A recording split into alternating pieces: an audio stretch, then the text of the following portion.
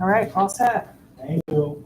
We're calling this meeting, I don't have my gavel, but we're calling this meeting to order on July 16, 2025, workshop meeting, 5 p.m. I'd like to have a roll call vote. Madam Clerk, can you please call the roll? Tyrell Stevens. Present. Angel Newman. Bell Ponce. Present. Mike Payne. Melissa Hughes. Cory Jones. Present.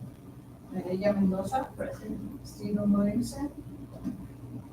Heidi Silverio. Present. Jenny McCall. Present. Thank you so much. On today's agenda, we have a couple of items. We have 1.3, which will be a superintendent update.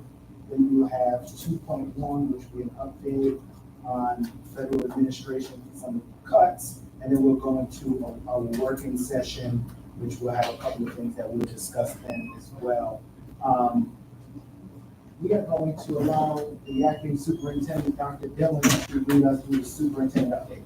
Sure, thank you. I have provided for you a little slide deck just to provide you some really important and exciting updates. The first slide is our AP scores. We have our AP scores in, and more students took, and a higher percentage of students passed the AP exams this year than any other year before. Yes. About that. We went from 2,075 AP exams in the 18-19 school year with 33% pass to 2,135 with 56% pass. So it was just amazing the amount of growth in terms of the number of students interested in these courses, but then also how well they are doing in the course. So we're proud of the students and the teachers who were involved in that. EQ was one of nearly 700 schools nationwide that piloted the new advanced placement African American Studies course. They joined RIDE at the State House and were recognized for implementing this brand new curriculum in Providence. So that was exciting as well. And over the past 10 years, let's talk about graduation, right? So we had a 9.3% growth in the number of high school graduates taking the AP exam.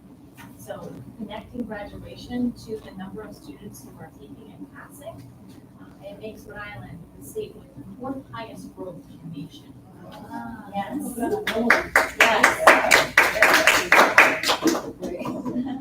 And you probably have already heard, because we talked a lot about graduation, but we have hit a 10-year high in our graduation rates in Providence, our 4-year graduation rate. So it's climbed to 79.4%. It's narrowing the gap. We're about 5 percentage points within the state average at this point. So more work to be done, but really, really pleased with the progress that we're making with 4-year graduation rates. The next thing that we wanted to talk to you about a little bit was student attendance. So if you remember, we had a very ambitious goal of reducing chronic absenteeism to 30%, which would have been a significant decline from the previous year. And we are excited to say that we dropped from 36.4% chronic absenteeism last year to less than 30% this year.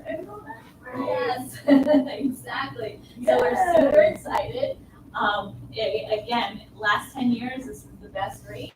So we're seeing that trend of the last 10 years. We're hitting the numbers, moving in the right direction. Lots of work to do still, but we are moving. So you beat the rate that you set for We did. yourself. We beat the rate we set. Clap it up We for did. it. Yes. The attendance team here in the district, both at the district level and the schools, they're amazing, right? So they work with the principals and the school teams, and they get out to homes and the campaign and really make sure that everyone is aware of why attendance is so important and it's working. So kudos to that team, as well as to the academic teams for these academic performances too. We want to celebrate our Teacher of the Year. Her name is Maria Torres. She's from Leviton Language. Yes.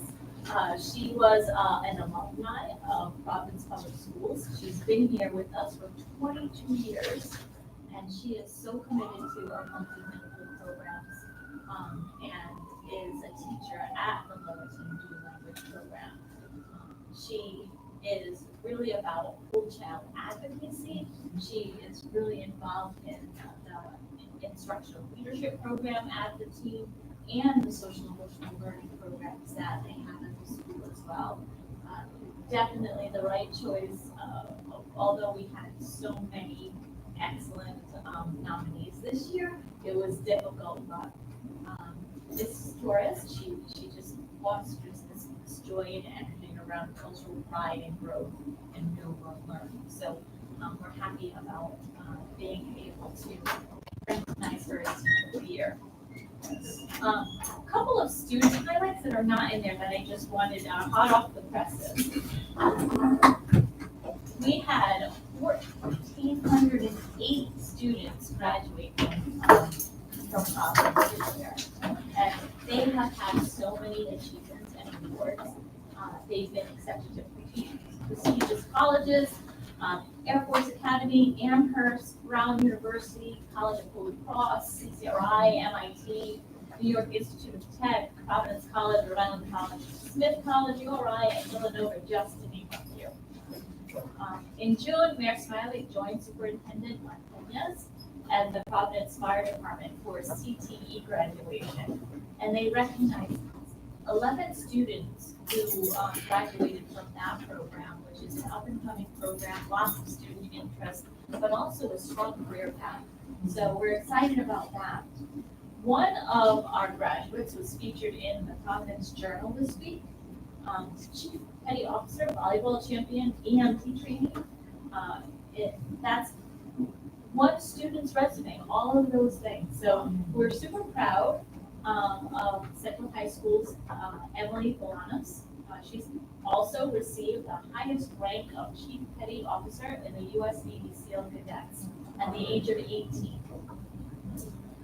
2 days before her Central High School graduation, she was promoted to Chief Petty Officer, the highest rank, that a U.S. Naval SEAL Cadet Corps can achieve. Cadets range in age from 10 to 18, serve as the youth development program for the Navy and the Coast Guard. She's participated in CTE programs at Providence Central High School, and she's training to become both a firefighter and an EMT. And she will attend Norwich University in Vermont in the fall and join the ROTC nursing program. So we wanted to make sure we recognized and celebrated Emily. So that's the end of our update, but just lots of really good news, but also highlights the areas we want to continue to keep growing in and the work we want to keep doing. Thank you so much, Superintendent.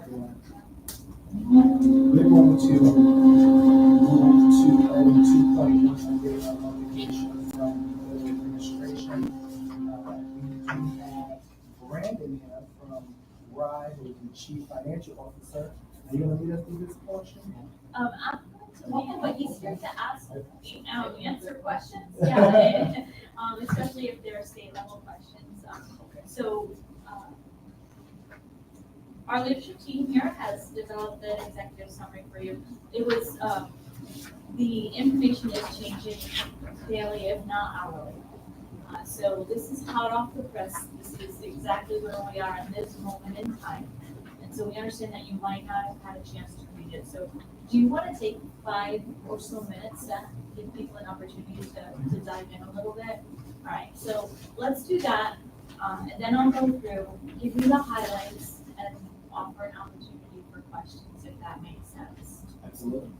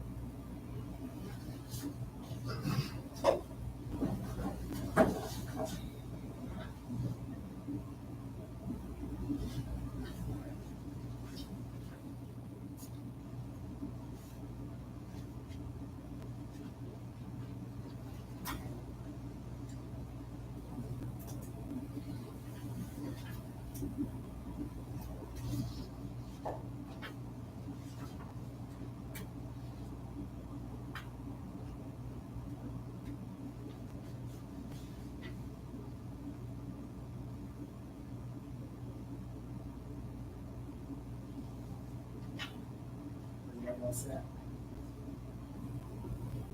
So just to walk you through the major points, and then we can open it up to questions.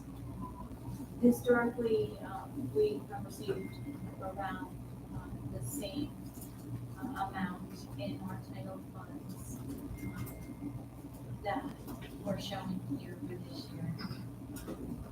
This would equate to about a loss of $5 million that district typically relies on in order to be able to operate some of our programs. And so let's talk about what those grants are and what they fund.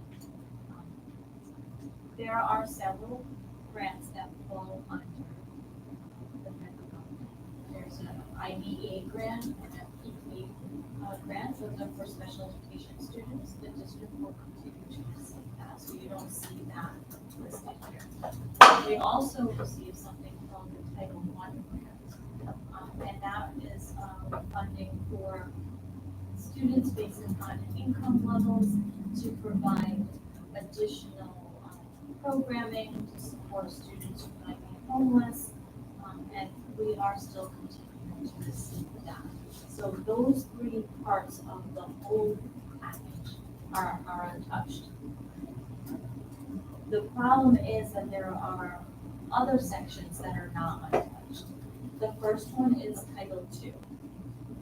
And you can see on the back, the dollar amounts for each of the titles, and how much money that is that we will not be receiving.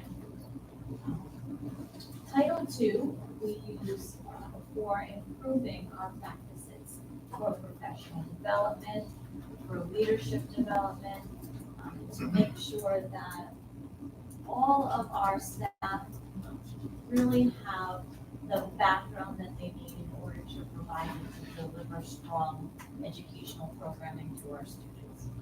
That's Title II. Professional development money is a big portion of that Title II funding. Okay. We also, in that funding, do include some staff positions, right? And that's also where we have our MLO certification reimbursement monies. It's also how we train our new teachers who are new to Providence. Induction is what we call it. That's training for new teachers to make sure they're familiar with our curriculum, that they are very, have a deep understanding of our students and our student needs and what our expectations here are. So that's induction training, kind of like mentoring. And so that's a big piece of it as well. The next one you're probably very familiar with because we talk about it often, and that's our Title III funding. That's the funding that we receive to help support our multilingual learners, our MLO programs, and under this we have some of our coaches that go out and work with teachers who are not certified in ESL so that they have the right strategies for language. There's also different platforms for curriculum that we use specifically with our MLO students. So we have positions in there, we have platforms in there. It's how we are planning to expand our bilingual programs, right? So it's funding for that. It's also professional development and the tuition reimbursement. And then finally, there's a title called Title IV. There's two parts to Title IV that we'll talk about. One is Title A, Title IV-A. That's the part the district gets directly. So the district receives this money directly, and that supports social emotional needs, behavioral needs, so social workers, psychologists, our behavior therapists. It helps us fund our SMART clinics. It helps us with our parent contact and communication system, Parent Square. It helps us with our multi-tier system of supports for minds, right? Because you're allowed to use it for technology, for child wellness. So it's a really important program, grant program for us, and it's pretty major. The part B is our partner programs, right? So our partners that work with the schools receive this money and then in turn work with us to provide other opportunities for students. So for example, the Providence After School Alliance, right now they're doing summer program. We have this amazing financial literacy program happening that they're putting on. In fact, Channel 12 was here investigating that program today because it's just so amazing. So they do that. They do tutoring in some of our schools, so they provide tutoring. They're Down City Design, AS 220. So there's arts programs and all different opportunities for students that we wouldn't otherwise be able to fund or deliver without these partners who have all this amazing expertise and talent that they bring to us as a district. So we don't receive that funding directly, so you don't see it listed here in terms of a dollar amount, but it is a major impact for our students if our partners don't have the funding that they need in order to run their programs. So what have we been doing? We've been watching this very, very carefully. We're very fortunate to be partnered with the Rhode Island Department of Education's commissioner because she is a staunch advocate. She's been on MSNBC, she's been all over the news, so she's been activating a campaign of other commissioners across the country. And she has put Rhode Island in the position to be part of a suit against the federal government saying, these are their dollars for our students and please unfreeze them, give them back. And so she's really been advocating rights and advocating and we've been connecting with other states across. At the district level, we've been meeting and going through our local funds and all of our grant funds. And we've been looking at what are the things that we are contractually obligated to continue. What are the things that are student facing that we want to preserve and protect? What are the things that if we absolutely had to, we could freeze and not pursue? And so the funds hopefully become unfrozen, but there is a chance that they might not be, right? So we've been evaluating each of those types of things with a real sense of we want to have the least impact on anything that is directly student facing, right? So we want to protect and preserve that. We want to make sure that we're protecting and preserving anything to do with our students who need services through special education, homeless, any kinds of services like that. And we want to make sure that we are really thinking strategically about what are the things we've been doing now that's been allowing us to make some of the gains that we shared with you, and how do we protect and preserve those programs when we're making the decisions about what we might need to either cut or freeze. So we've been having meetings just about daily on these particular strategies as a leadership team. So this is our first update to you. We're going to continue this work next week, provide you an additional update at the end of that in terms of where we think we might need to adjust and what we have decided. We'll be notifying our stakeholders, our principals, and our teachers of these decisions as well. And then we have to, by August 1st, have an updated plan submitted to the Rhode Island Department of Education saying, this is where we landed, this is what we're going to do. So over the course of the next 3 weeks, 2.5 weeks, we will be in close communication. We will be, locked down, really trying to strategize around what we need to cut, freeze, or preserve. And we will be communicating, and advocating to hopefully to change the minds of those that have the power to make this decision. Absolutely. We do have a hard stop at 5:30 to transition to something else. I do want to leave some time for members to ask any questions. So open up the floor. Is there any matches in those funds? Like, is that in a way free up any other funds?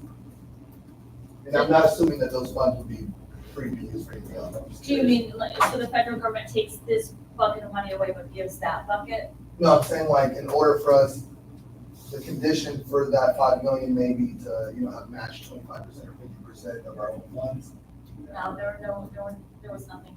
Right. Is there any Brandon, I don't type know. of compliance at all that is tied to those funds? No, not in terms of like Providence or the state matching any sort of percentage.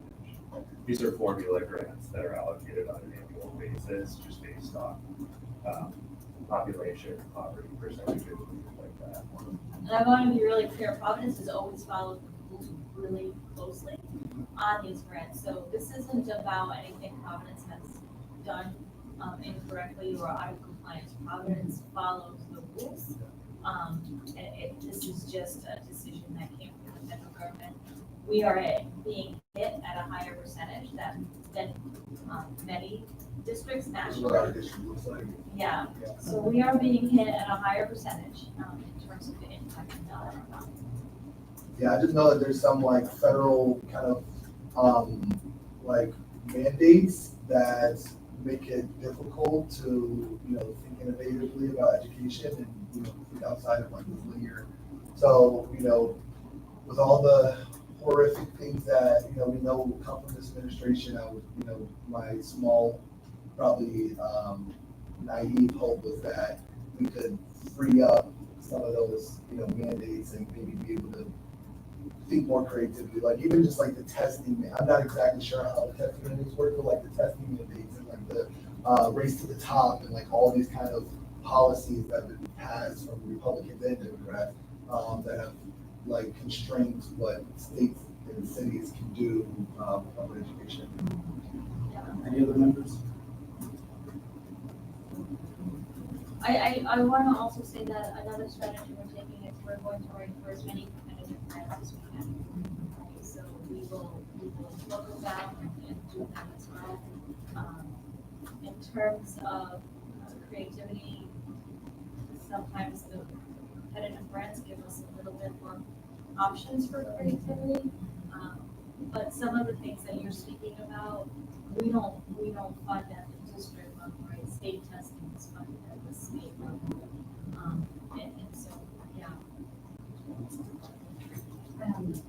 Thank you for this. I think this memo is really clear for laying all of this out, and also recognizing that everything is in constant flux and we just don't know minute to minute what this looks like. Something you said, Dr. Dillon, that stuck out to me was that the title funding is typically really stable over time, and I think that that's just so different.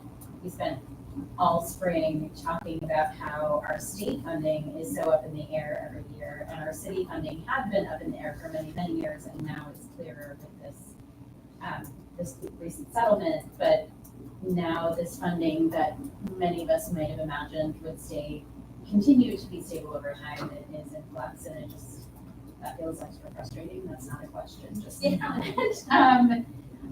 a couple of things, just not to belabor the point, but a couple of things that really stuck out to me that I think we've heard consistently as a school board and throughout the community, that I think our constituents and community members are going to feel or notice if we cannot provide.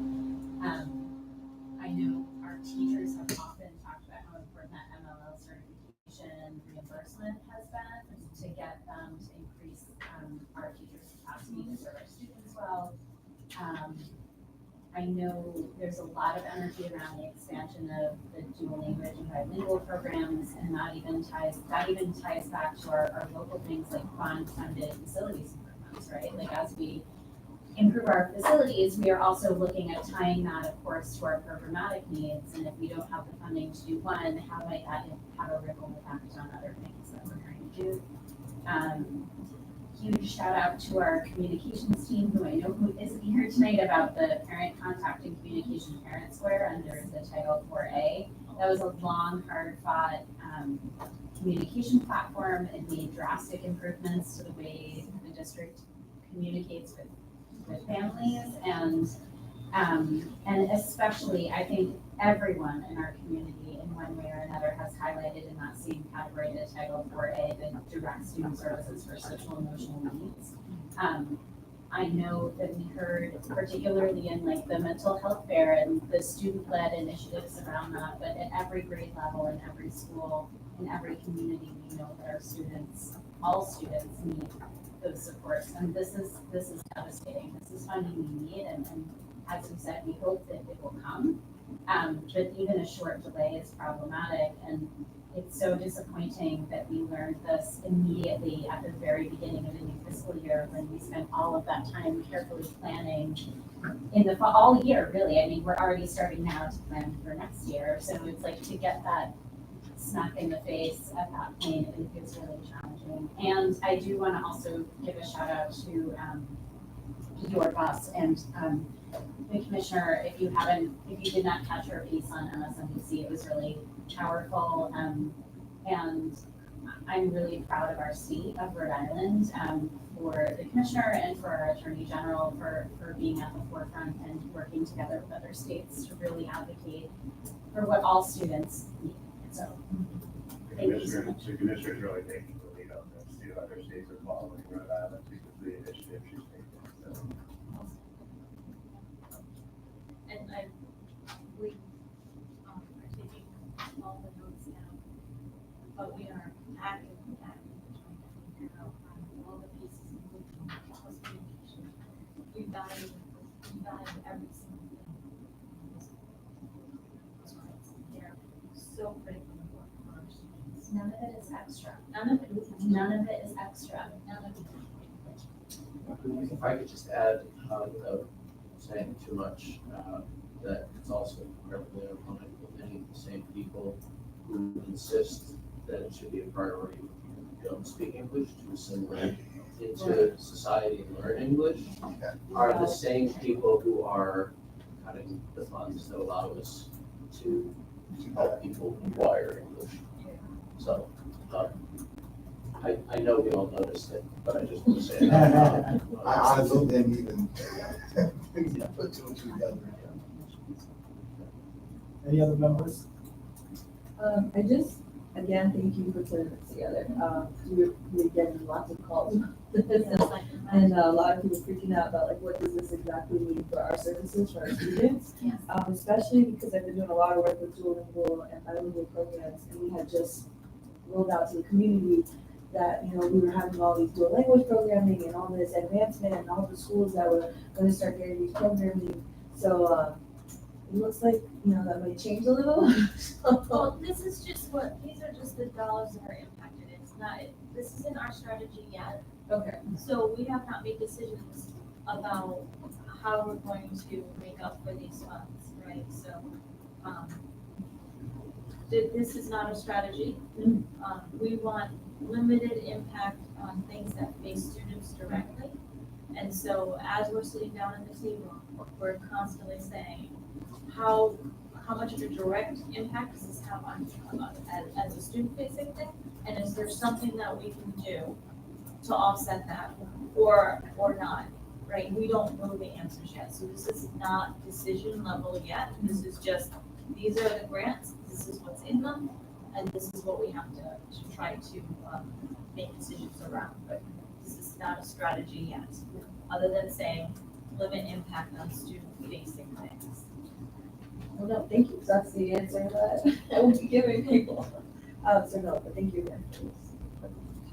Absolutely, and if there's anything that I can do, or I believe any of the board members can do as it pertains to supporting the district, just let us know.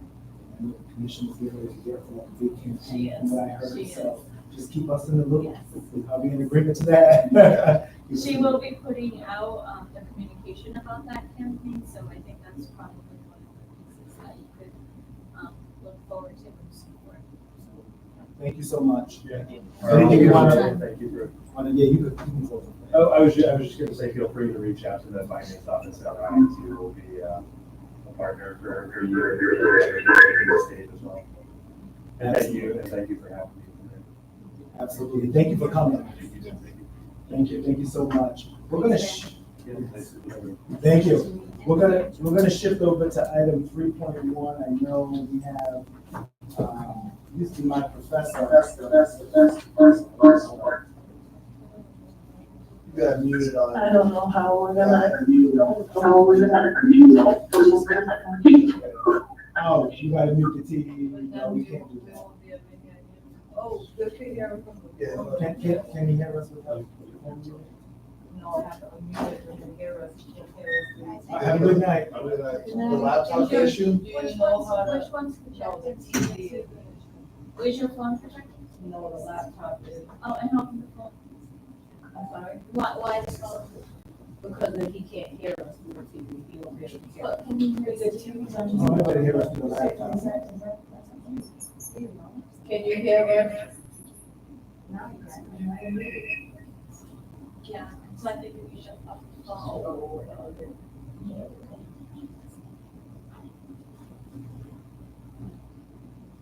Oh, must I just tell you what it is? No. Oh, tell me it wasn't revealing. Can you hear us, right? Yes. Okay, awesome. Professor Watson, are you able to shift the camera? How you doing, sir? Doing good. All Nice to right. have you here. I don't think you can see me. Very good. I'm over here with Superintendent Dillon, and we're happy to have you, me and my colleagues on today to lead us through the land acknowledgement portion. And Michelle, I guess we'll share a couple of words, and then after you can get us started. Sounds good. Appreciate you. Likewise, sir. We're just passing over your sheets. And then just before summer It's okay. baseball. It's okay. I had strict instructions that they were just for more than we were not to share. Oh, we can't share? No, we can't share it outside. Okay, we're ready for you.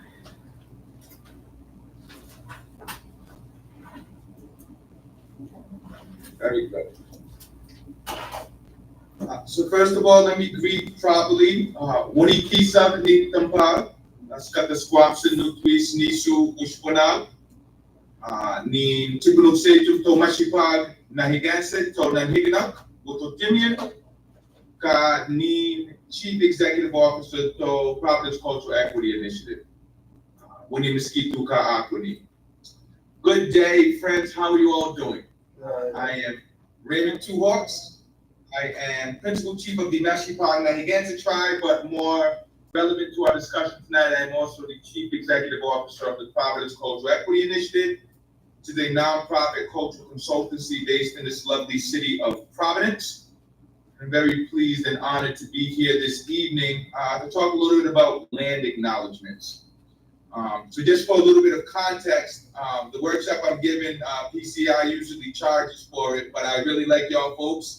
So I just asked that in exchange for doing the workshop, if we could keep the materials to the school board committee.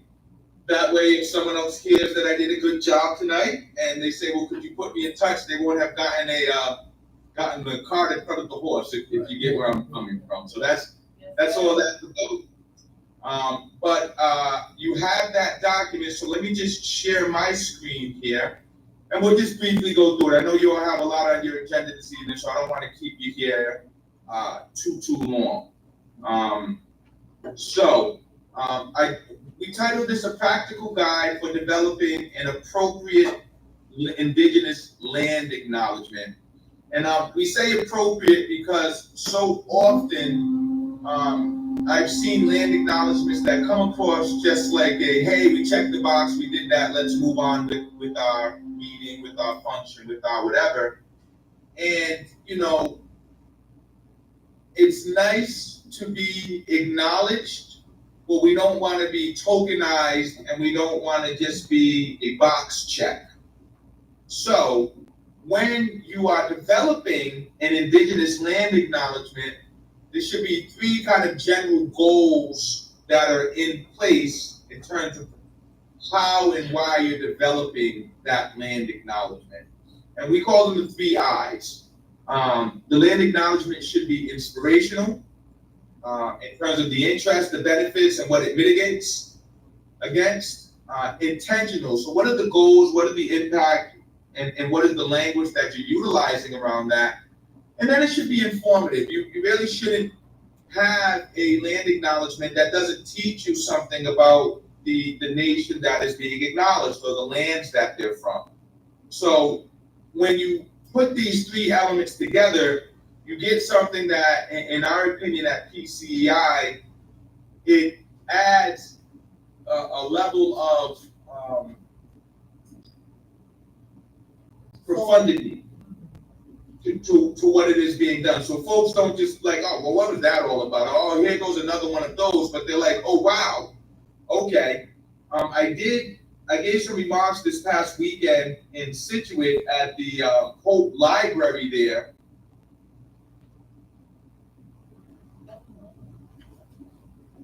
Or what Situate meant, or what the original language term for the area was. So they came out of there learning something. And that should really be the goal about land acknowledgements: inspirational, intentional, and informative. So we'll start with the inspirational. Your land acknowledgement, it really needs to express in the language that you choose why the indigenous land acknowledgement is important in relation to your particular profession, business, or initiative.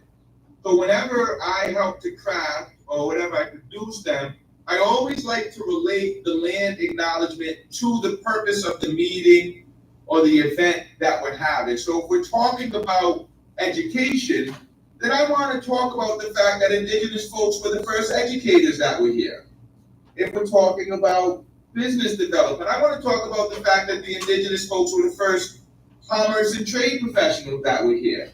We want to frame the community and the nation as something that is equivalent to what's going on contemporarily.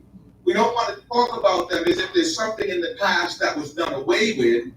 And the best way you can do that is to relate what was going on then to the very important business or initiatives or events that we're putting forward today.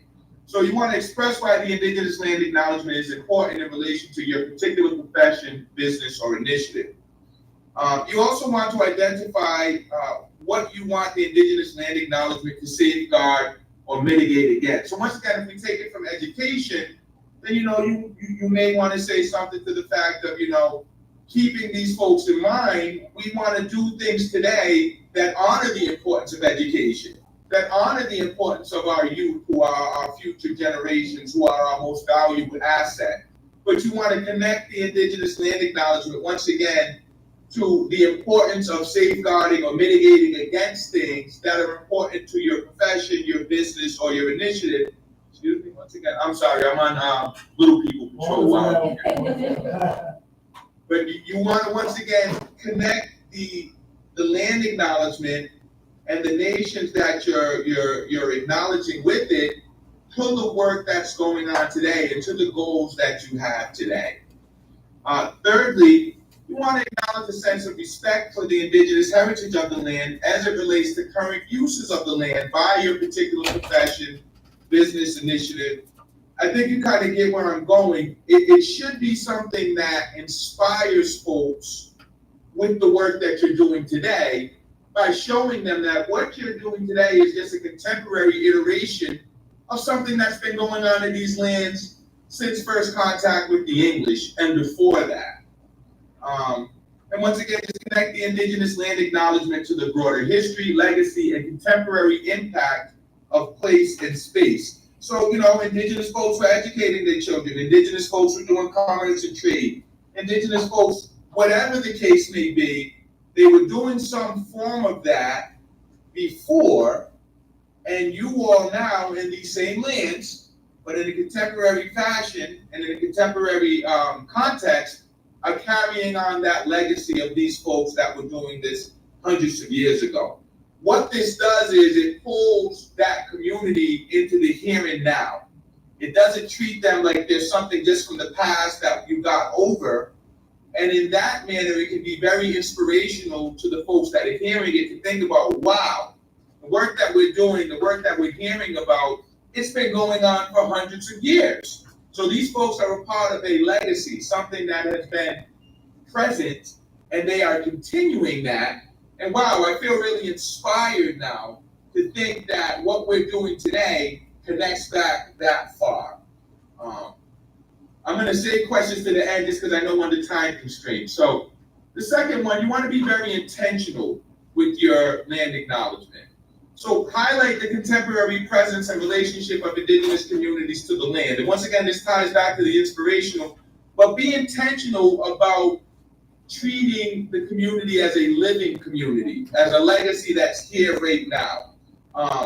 And the same way that Bristol does it with 4th of July, right? That happened, 200 some odd years ago, but if you go down to Bristol on 4th of July, it might as well have happened yesterday, because that's how they celebrate it, and they're very intentional about that. Even though it's their history, it is a part of their community today and how they see themselves. So we should be presenting the land acknowledgement in that same light and in that same regard. Next, use particular language. How does your profession, business, or initiative relate to and express the comprehensive legacy of the land? And this is all going to be kind of interwoven, but just framing it underneath a different bullet point. How is the indigenous heritage of the land foundational to the comprehensive legacy of the land and the work that your profession or business or initiative is doing today? Thirdly, if you can, and you're doing that right now, identify and connect with members of local indigenous tribal nations and their cultural practitioners to obtain feedback on how traditional indigenous culture and land relations contemporarily relate to your profession, business, or initiative. So if you're unclear of how to make the connection, the best thing to do is ask.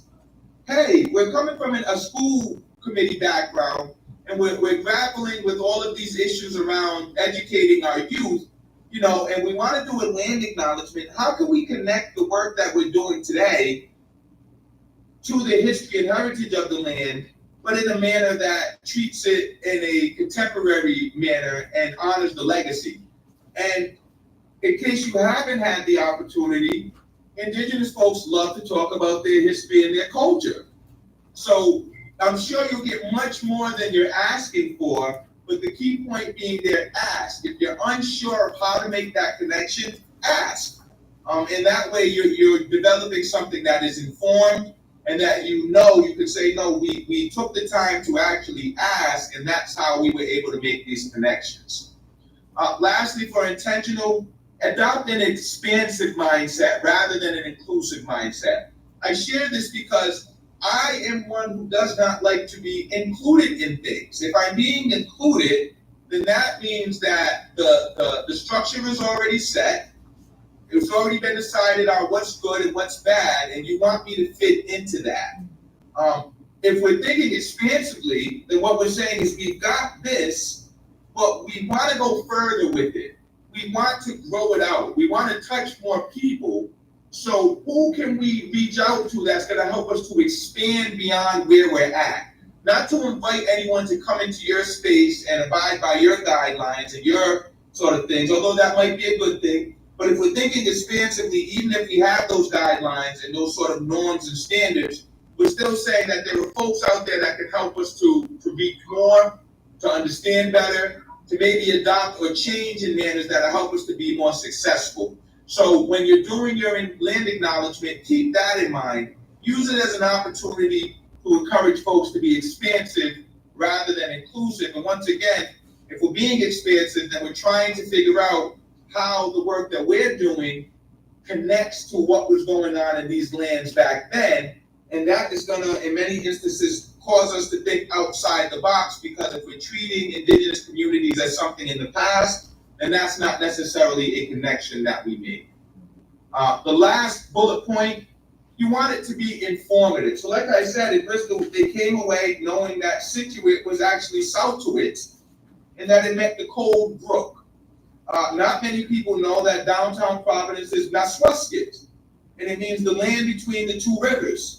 And if you look at the maps back then, you would have had the Cove down there, and then the land next to it would have flowed between the two rivers that were down there, the Mushasik and I believe the Woonasquatucket. But all of the terms that are associated with the lands were usually descriptors of what the lands meant or how the lands were utilized. I was just riding up it today, so I'll share. If you're ever riding up Reservoir Avenue and you get across from Garden City, you're going to see an apartment complex on the right there. It's called Meshanticut Vista. Well, Meshanticut in our language means place of many trees.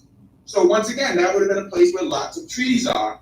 But informing folks around the meanings of the names and what those traditional names are, it educates them. And you can go around Rhode Island and just see traditional indigenous names everywhere, but most of us don't know what they mean.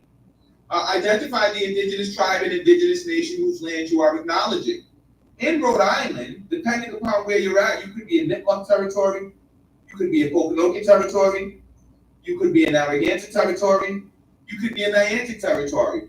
If you're out on Block Island, you're in Menaceian territory. And then those can break down further. Mashpee, my tribe, we're up here in the Providence, Cranston area. I'm sure we all know our federally recognized Narragansett Indian tribe. They're down in the Charleston and Westerly area. So you can get really, really sort of specific in terms of the indigenous, and once again, educate people. You can identify the traditional culture of the lands. We here in the Northeast are Eastern Woodlands folks. That is very different than Northern Plains folks, who, when most people think about indigenous folks, that's where they kind of think about Lakota folks. but their culture is very different from ours just because of how they were engaging with their environment. So be sure to identify what the culture of the lands are, if you can.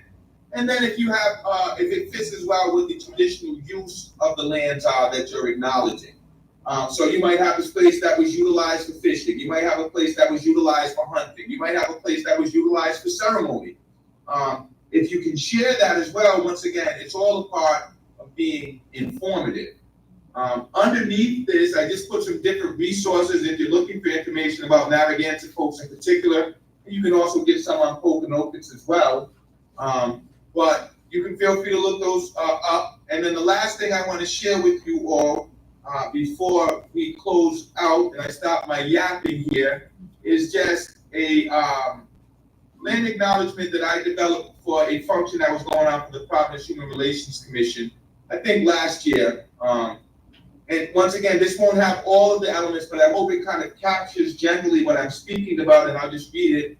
This event, hosted by the Providence Human Relations Commission, is taking place on the indigenous lands of Pumagansett, the place at the Small Bend. Now, this was over at the Southside Cultural Center. We recognize and honor the Narragansett and Pokanoket nations, who are and have been since time immemorial the original stewards of the lands known today as Providence, Rhode Island. These nations inhabited these lands prior to and since the arrival of English colonists, and were among the first communities to be forced to reckon with, survive, and overcome racism in all of its forms and fashions. So right there, because the discussion was around reckoning with racism, I want to present the indigenous nations and the tribes in relation to what the particular event or function is about. Now, if you're not talking about racism, then you don't want to talk about these tribes in the context of racism, because what's the point in that? But you want to frame it and the acknowledgement of it to what you're discussing or what you're celebrating at that particular moment. And so we honor these nations and charge professionals, practitioners, and members of the Providence community generally who are working in and with the field of racial reckoning to engage your work in acknowledgement of the foundational contributions, enduring legacies, and historic experiences of these indigenous nations. Once again, the inspirational part as we work collectively to better the Providence community. So we're not just saying this so that we can shame folks around what happened to indigenous folks because they dealt with racism. No, that's not the goal of this acknowledgement. The goal of this acknowledgement is inspire all of us to work collectively to better the Providence community and welcoming everyone to join in dialogue around evolving practices in these regards. And then we close it out with a simple, we honor the stewards of these lands.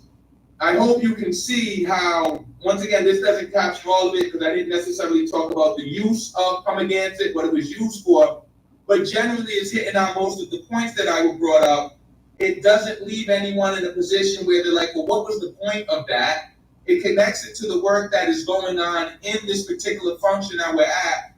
It's informative. You learn about the named species, you learn about the tribes, and lastly, it's inspirational. It's encouraging everyone to work collectively to better the Providence community. So that in a nutshell was kind of an example of what I'm talking about. So we've got about 4 minutes left, I think, before you'll have to move on. I'll stop my yapping there, and I'm happy to answer any question that anyone may have if they happen to have it.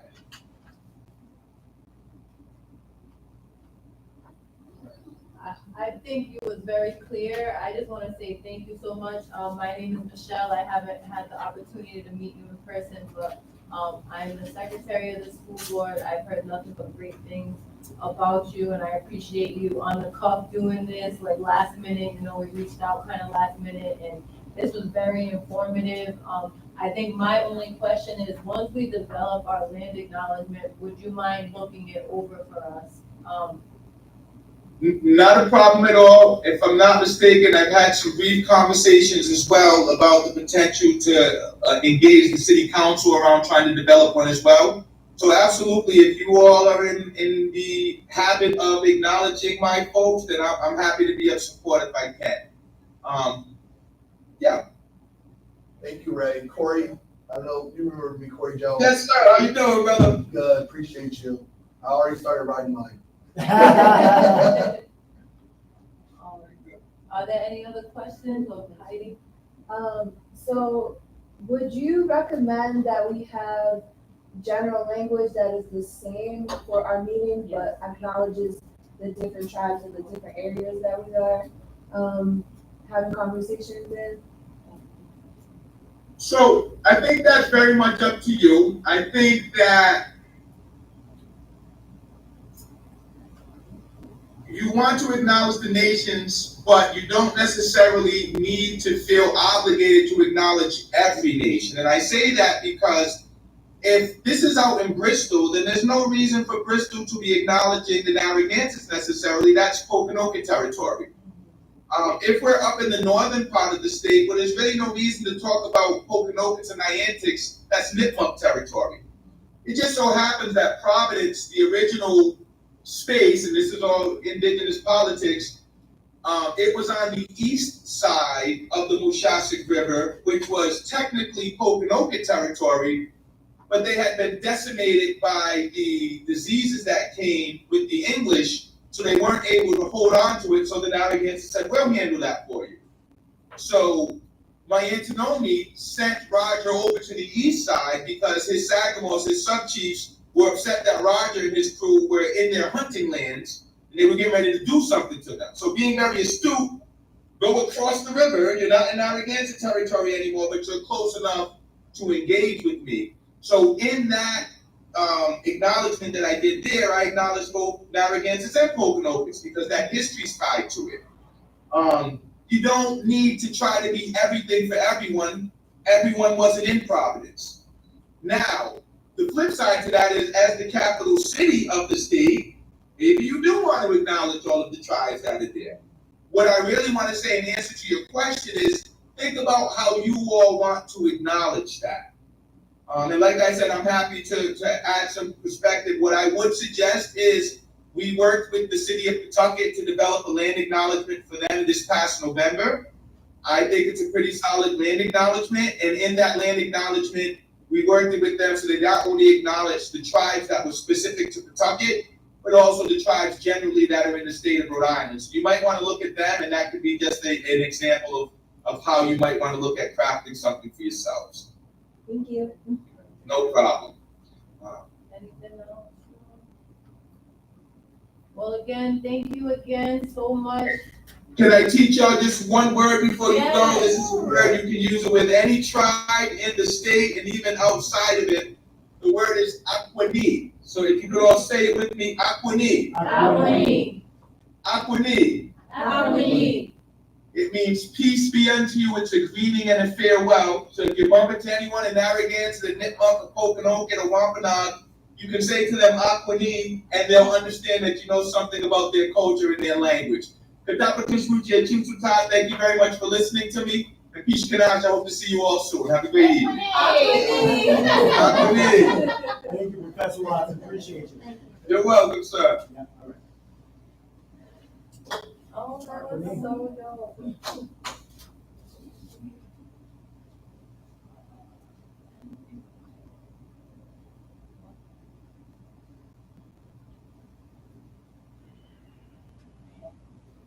Are we feeling like we should have one? I think we should have one cohesive one that we all use, or do you guys feel like you all want to write your own?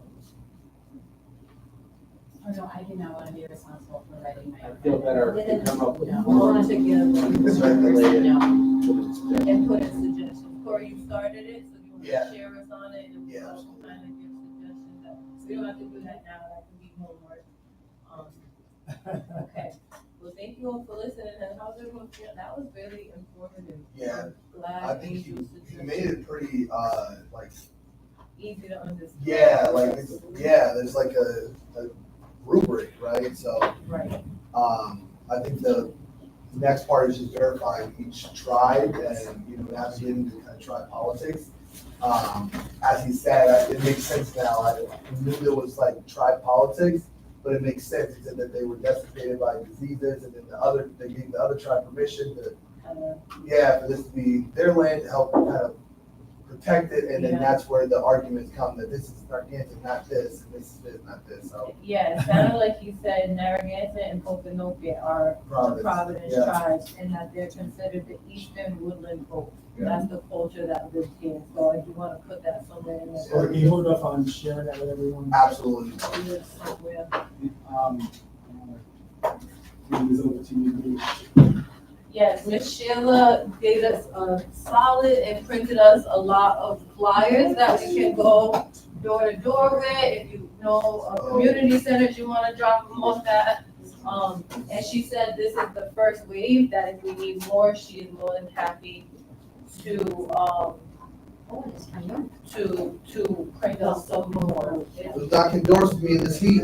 Man, we'll have to do some. We'll have a nice AC car, we'll just hop out inside, yeah. Steve, you're always feeding us. Is there another packet over there? We're talking.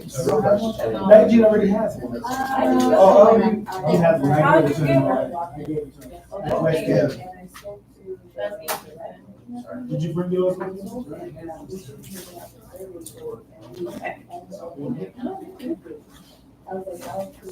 So yeah, she printed us 300, so I'm not sure how many each person has. She broke them up for us. Whenever you guys want to have copies, You know what's funny? that's fine. The red in my area. Does anyone need a potty break? Chips over there. Oh, my God. We'll have to reimburse you. When you're You gotta keep our blood sugar up. Okay. Yes. She brings something dairy free on intentionally, I appreciate it. No, it's accidental. I appreciate I it. just grabbed it, I didn't have much time. So. I like that it even says vegan and dairy free.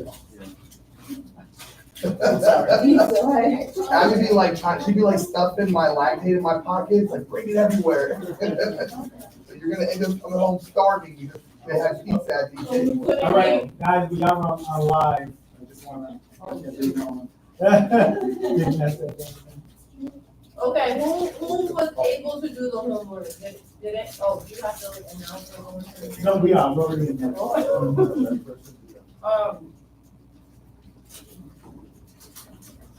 Got it. I just never been away right now. So the next part is we're gonna, go through the practice of facilitating and note taking. We're gonna break into groups. After that, we'll quickly go over the location site visit checklist. I wanna know the information that you guys all received, so I can kind of put a doc together, so when we're pushing each location, we know what we have to say, like this, this amount of people can fit here, this one has AC, this one has accessibility ramps, so we can be very specific when we're pushing each location, in our marketing. And then Tyrell has a short thing, very small thing that he wants to go over, and then, AJ suggested doing a student-focused outcomes agenda meeting for next Wednesday, so just wanna take a little on that and see if anyone's available to do that with him. So we're gonna start with the training, we're already kinda in teams, so you four on that side will be in a team, we'll be in a team on this side. You will pick a question out of this, I'm gonna fold these up, you'll pick a question. One person will be the facilitator, one person will be the note taker, the other two people in the group, the other three people in our situation will answer the questions of the facilitator. So the facilitator will ask the question, the two people will answer the questions, the note taker will take it verbatim what is said. Also the facilitator will record this session so that we can play back the recording and then the note taker can read exactly what they wrote on their notes and see how they did. And then we'll rotate, and hopefully we can get everybody a chance to at least do one of the roles. Does that feel okay for everybody? Yeah. Okay. Work starts at 6:30, so if you want to know about my sites, I might have to do that beforehand, or I'll have to follow up with you. Let's do it. What, does it feel good to do this site stuff now? Okay, let's do Is that. that, sorry, guys. No, it's fine. No, it's you can bring in that up. Unexpected, I had a family schedule shift and No, that's perfectly fine. Okay, Melissa, you wanna start? Rochambeau? Yeah, Steve and I were able to visit Rochambeau today. We had a great visit with Michael. They host at the library, and they host a lot of community events, so they seemed like they were very comfortable having us in their space. They have a dedicated community room that's like a half level down from street level. There is an elevator there so it is an accessible space for us. There are restrooms right outside of that room. They recommended having a table right outside if we wanted to do that for like a sign-in or any like materials.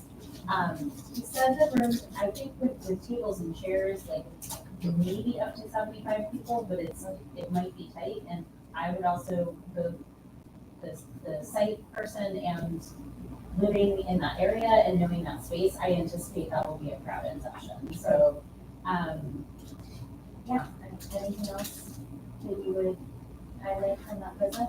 No, I don't think so. It's accessible, there's an elevator, you did mention the elevator. It's right on Hope Street, so there's lots of bus lines that go right by it. Yeah. And we asked about language, and they said that they thought that English and Spanish should be sufficient, but they would let us know if they had any other feedback. Perfect. The capacity. 75. So Can I ask a question? Do any of these places have audio or? We are doing, oh, yeah. So they Rochambeau did have, like a microphone and speaker system that we have access to. They offered us other tech and we politely declined because we thought that might create more problems in itself. So the plan would be to have the sheets. I had kind of a logistical question in general, like how that's gonna work. Like, am I as a facilitator responsible for having those like chart papers ready and stuff? And I'm kind of thinking about the nitty gritty, like when Steve and I, because we have that very first session. So I'm happy to do that if I need to do that. I just need to know ahead of time that I need to do that.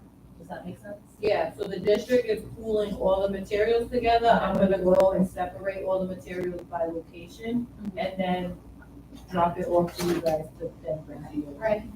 Or pick it up, whatever is easier for people. But yes, the district is now getting all the materials together, which will be divided up for each location. And am I remembering correctly that, are we providing water? or Water bottles for all the sessions and maybe some light snacks. But, for last one, we'll have to do. Got But there will be water bottles at every session. Even if there's just water, that's great. That's the I'm happy plan. to bring, I can provide snacks, that's fine. Okay. I'm going to that. Sorry if I'm going out of turn a little bit, I just am like trying to It's sort sort of. of ordered a speaker system as well. Oh, nice. So that way that you would have to let me know. Ahead of time. Right. So that way we'll know that you have to take it there. So the, Okay, so that way you'll have your own audio, you bring it with you wherever they don't have so they did, that is in the checklist, so we'll figure out which place doesn't have it, so then we'll know tonight what we need. Okay. And just one more general question. I noticed when I was going back through the script for practice that there's a piece in the script that says that we're offering a survey or a written option. Are we still planning to do that? My apologies if we talked about that somewhere else. No, that's okay. So the district, is going to have printed surveys for us to bring. Okay, and will we offer it Online. online as well? Yes, Like it as a is a Google form, or Absolutely. I think at one point we talked about, I think Ellen had offered maybe making sure that we had the links in our primary ESD languages. Is that too far? They are gonna, Suzanne is working on translation of it in not the top 9, but the top 5 languages. Okay. With Is it the possible? option to ask for it in another language. Is it possible to do a text blast to the district for that survey? Ms. Dillon? I believe it is, I will just be done verifying with Suzanne, but we give out parents great notifications all the time, so I don't imagine it would be a problem. Okay, and I Is know, that what AJ's recommending though? Because I thought he was saying that we wanted people as much as possible to do like the in-person ones. And have that as a last, because it's the same question. maybe that's Can we the one save it at the end. right? Yeah, and that makes sense. Because we don't want to discourage people to come out, Exactly. right? Good call. Good Would call. it be possible to add the link to the survey to the page that this QR code Yeah. gives us to? And then that way, if we're there, if somebody isn't given, they can say, you know. It is on our website doc. Suzanne is working through that doc to get everything all onto the site, so it should go up there. And I did suggest the changes that you suggested, Melissa, moving the schedule to the top, so.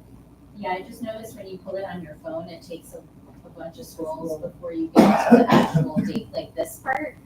And like, I feel like this part is, like, if we have that at the top, so people don't miss that. That was good, and then if I may, the next day after Rochambeau is gonna be our Zoom with Lee. And I can talk more about that, like offline. I had a great meeting with their executive director and another person that works there that handles all of the Zoom logistics. I think the only need or request from them, they're also gonna be working with Women's Refugee Care, PRISM, and a couple other organizations to help promote within their networks to gather folks to attend. And they can provide through that network, if those groups have people coming, as they've done with some other things, they've provided Swahili and Arabic interpretation, but they would like, if possible, to have PBSD provide Spanish interpretation if that's available, because that's our only student section. I can So, let Karina. perfect. Yep. I can move to it. And then also if materials, once we have materials available, that they might need to translate, just because that's such a different format,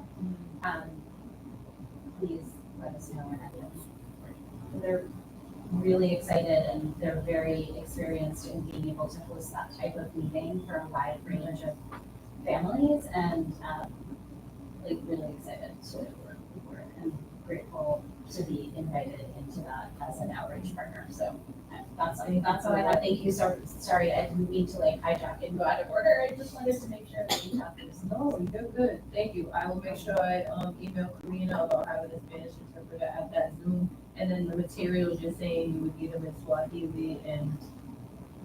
I think in English and Spanish would It's be fine. fine. Okay. If we are already translating them into Swahili and Okay. Arabic, then they would love them. And if not, the sooner the better for the materials so that they can Do it. do it on their own.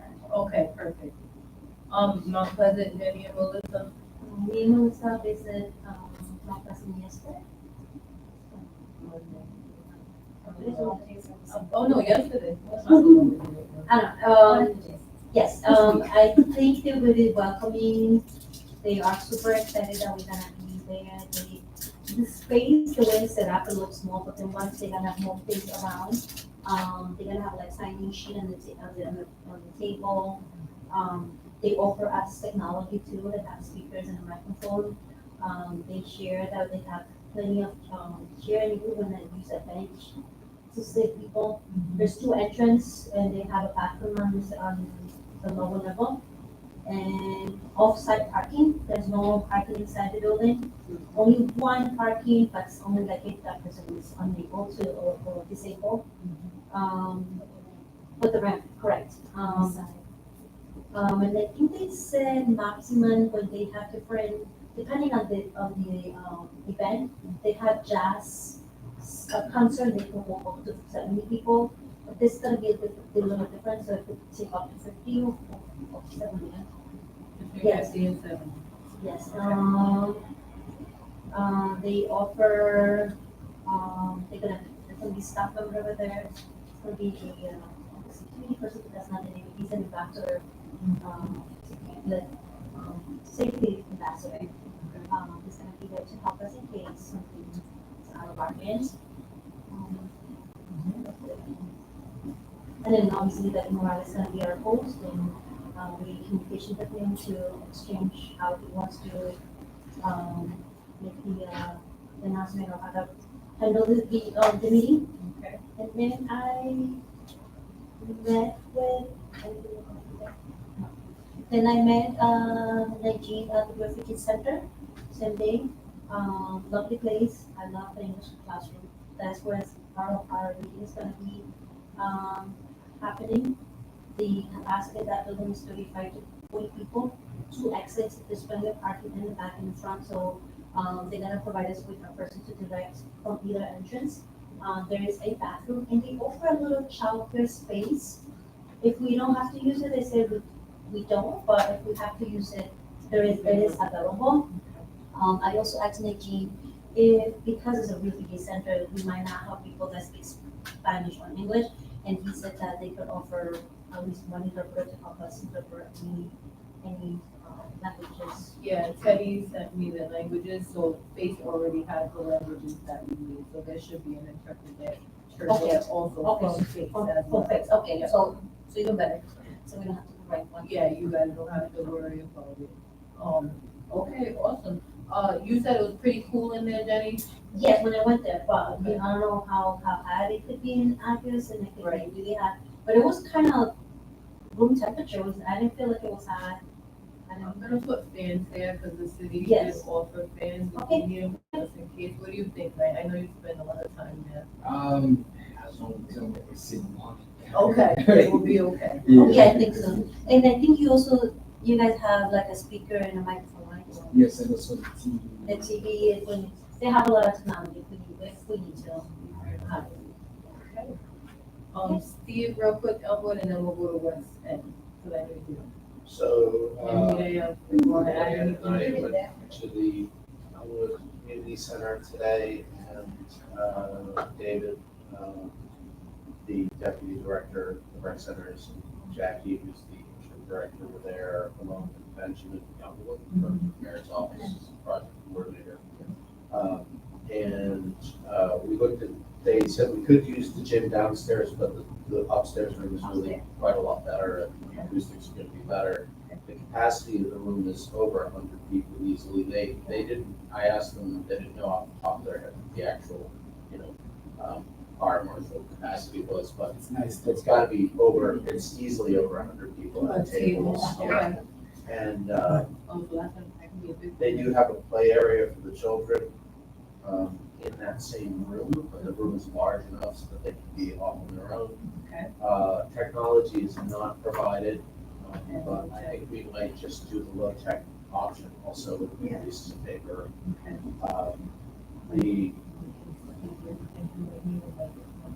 We might need a mic and a speaker, and I did forget to ask them about that. They had elevators, So, and also they don't offer a lot of, parking, just street parking. yeah, so there's not a lot of parking. The wheelchair, access as well is an elevated, it's designed just for people. So they said, please do not try to bring any equipment or anything else in the elevator, carry it up the stairs. Okay, So, Okay. yeah. They said they'd also help us with publicity in advance. They have monitors inside the rec centers. And if we share the social media stuff with them, they'll put that on the rec center, they'll put that on the TVs, like throughout the rec centers. And they said English and Spanish should be sufficient. I also asked them about food. They said there's no problem at all having food in that room because it's actually designated as a event space. And they did say that we are going to be responsible for setup. So I'll head over there as soon as I get out of work on the day. Okay. And, if we get like one or two other people, they said there's also going to be good publicity there and stuff. So we should be able to get the table set up and then just clean up. We just have to make sure that we. Chairs and tables, they are very nice, really, So we'll, and they're gonna leave the key to the facility with, Benjamin from Youngwood. And, so he said he would stay to lock up, but we'll be responsible for cleanup and making sure all the trash makes it into the dumpster and all of that stuff. Yeah. Are they gonna provide trash bags and stuff, or do you have Yes, to? yeah, they're gonna provide the trash bags, but we provide the. Labor. And just a note about both, Rich and Mount Pleasant Library, they will both have staff on site to support us. Hard stop for both sessions, 15 to 30 minutes before they close.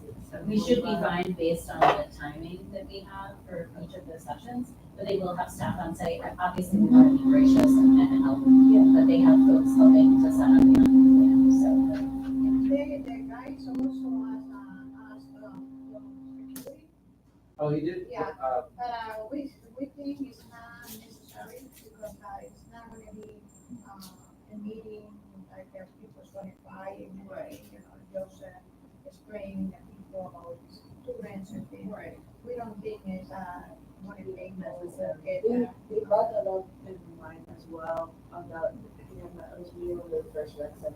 Yeah. And they said that we want police presence, and I was like, I didn't want to speak for the That board, same but guy, I was that like. same guy told us today, I the same guy, they told us today about He was just that. like, I know this gets, Yeah. I know this gets kind of heated, the conversations, and I was like, no, I'm okay, I don't read, I would not get people away. Yeah. But one thing that I did bring up, and I think that we should create a document so that as facilitators have it, is sort of like an emergency document for in case, we have ice that shows up, or if we have someone, some police or something that Can shows you up. take the lead on that? Yeah. You have the time to take the Yeah. lead on that? Just I in case, like, we appreciate that. need a more, or we need somebody, like, to call real quick, Yeah. like, this instance, this It's really happened, smart. we have a document that has all the numbers.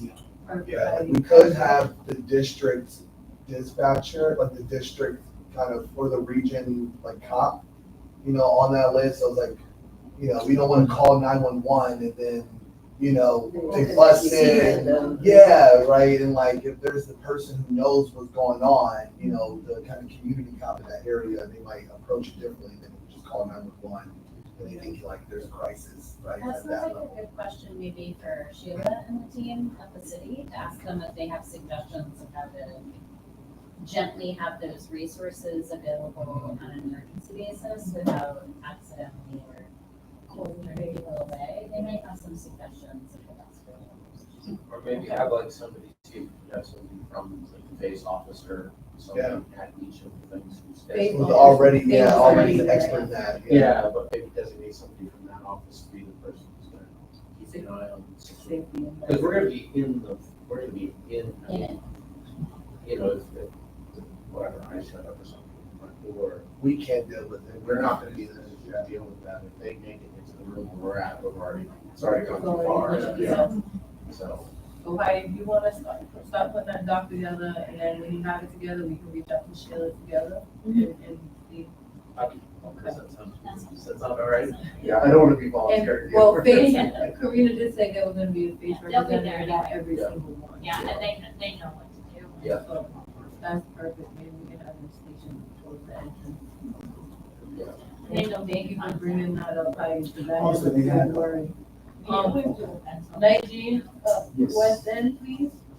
Yes, I went to West End, this morning, met with the staff, David, they were very welcoming. Regarding to the event, they say they're gonna help set up. And also we had one of the city persons, so that's gonna come 1 hour early, just to make sure it's actually. We also talked about, social media. They said they're gonna post, the event, inviting the community. I saw two interesting things. So they have the gym and also an extra room for the community. They add the extra room for the community, I think about 30 to 35 people can fit there. They ask us like we can use it if the gym doesn't fit up. Okay. The other thing I just want to say, we may also like ask the city to bring more friends there, because it's just noticed in some room they have the open door. If they have so much friends in there, I think that we can use extra if we can have more people. And also, they talked about the microphone problems, so they say we're only going to be using one.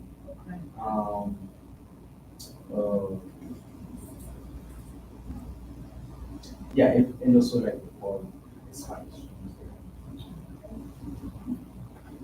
Did they say the capacity of the gym by any chance? I know that gym's huge, I've seen Yeah, it. it's just, West End is big.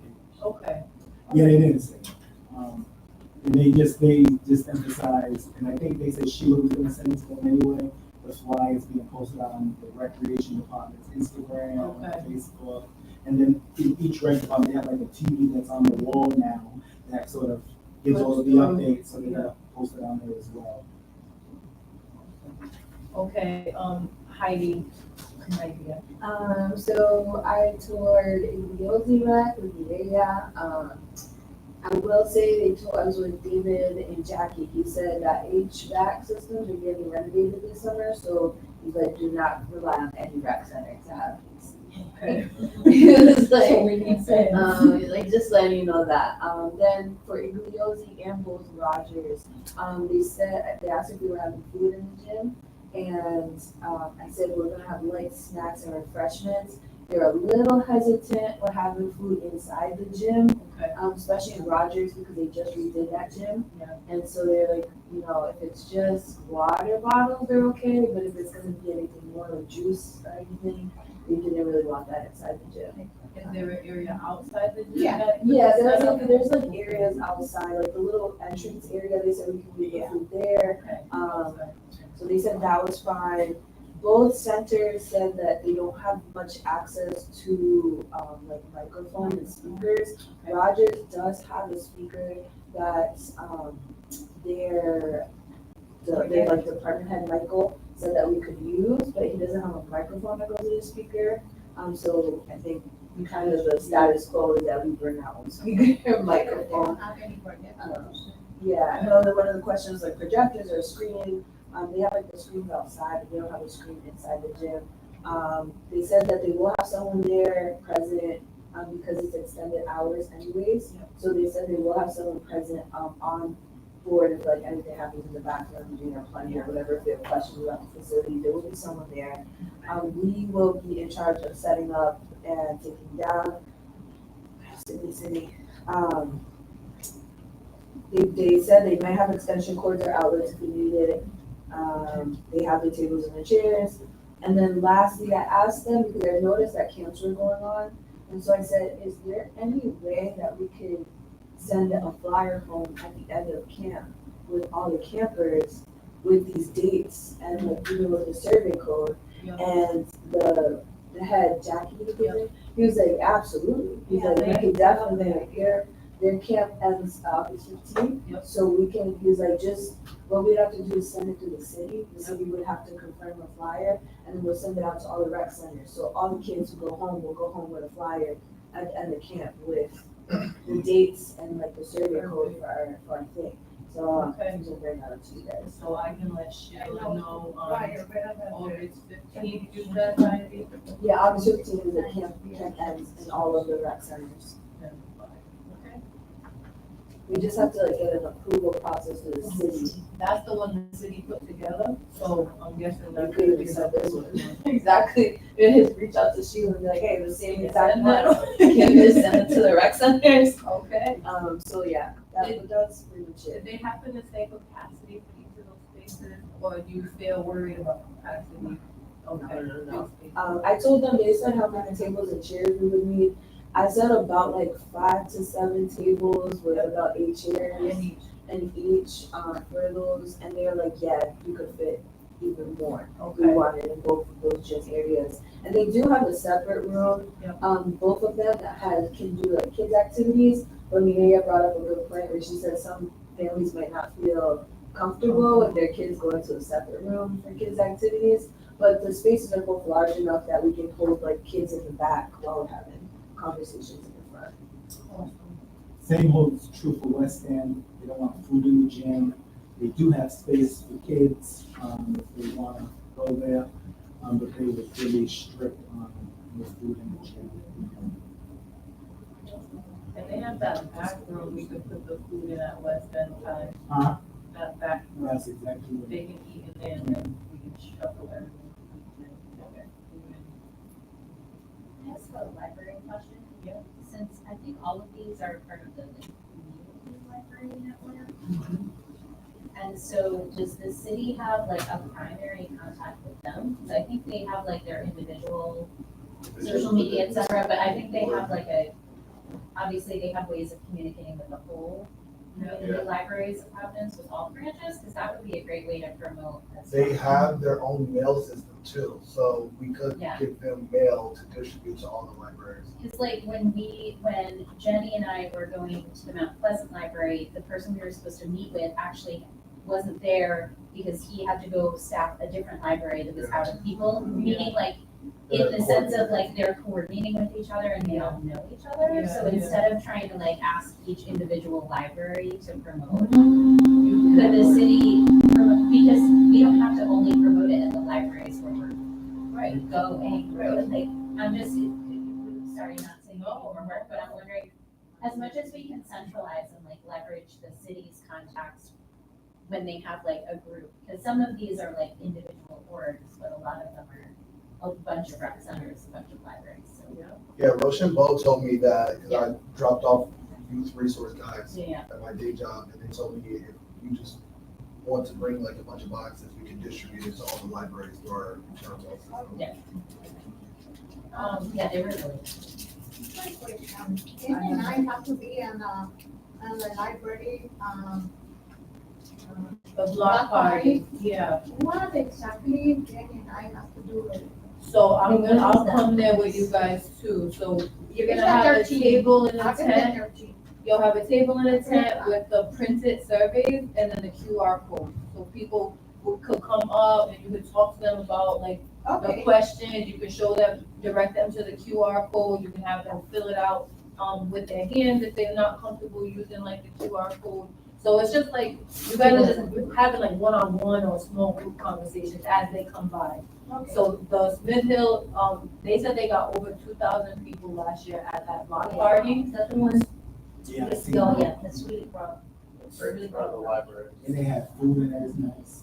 Oh, August 13th. So August 13th, yeah. So I'm gonna try to be there to support you guys as well, because I don't want anyone to feel overwhelmed, because they said it's a very big crowd. Because I think that even if we don't have that section, we can support the other helping Mhm. one each other, because Yeah, this is of how course. everybody has to help each other.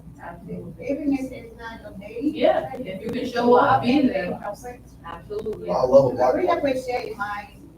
Your That's podcast. August 13th. Corey, I know you didn't get to go. Yeah, to but Hope. I've been to Hope before, so I Did you can. feel okay? Yeah, so Hope has a ramp going in, and so it should be ADA compliant for the auditorium. I don't know what the capacity is, but I'm sure it's probably one of the highest. And they just got a new AV system, so all the electronics should be good to go. Trying to think of anything else. I'm sure it's gonna be a good turnout. I know Sue had an event there with the Speaker of the House, or not the Speaker of the House, but they had over 200 people there. I sent out a text blast, like 9,000 people, and then I'll be knocking doors as well, so. Okay. It's likely a place where the food could be outside. Yeah. And I gotta stick to the members, so I remember like a lot Yeah, of the people families. like face to face and for, yeah, people like EQ, or do you wanna go through EQ real quick? I mean, you knew it better than me, but EQ has like its own nice little entrance, and that's ADA compliant for the public.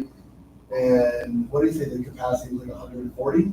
Yeah, 141. 141, and then there's like it's already got a really good setup for like up to like what was it? Maybe like 8-9 groups. Yeah, and then a So little kind of side area for the kids. yeah, so EQ was in a really good layout, great building, own open entrance that should be perfectly good for ADA, and Bathrooms right outside. bathrooms right outside. Yeah, and they said that they would do some stuff to like cover up like certain entrances so people know which way to go. Yeah. So that'll be helpful, and then throw some signs up just so folks know the small navigation to the cafeteria they have to take. Yeah. And then I think the last is Bloom Club Library side. Yes, I went there the other day. On the 714, 742. Went there, amazing visit. Yeah, I went alone. Somebody didn't show up. I'm joking. So we looked at a couple of rooms. They had a room in the basement that I really liked, but it just wasn't handicap accessible. I know you said you didn't really mind, but then we went back upstairs where the library portion is. I actually did like that space better, and it held, I guess, 75% capacity. There's parking. The parking isn't much, so I really have to leave. The parking isn't much. I think they only hold like 15 cars, but it is mostly on like street parking. Entrance is through the door. They do have a ramp similar to Elmwood Community Center, only for people that either have walkers, canes, wheelchairs to go up. They do have tables and chairs. They also do have microphones, but they don't think a microphone is needed in that space.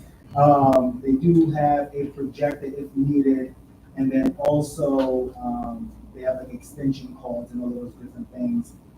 They do have a space for kids. They have multiple spaces for kids, whatever you want to identify. There's space for food, it just would be in a separate section. They have a bathroom on the same floor where most libraries have it downstairs.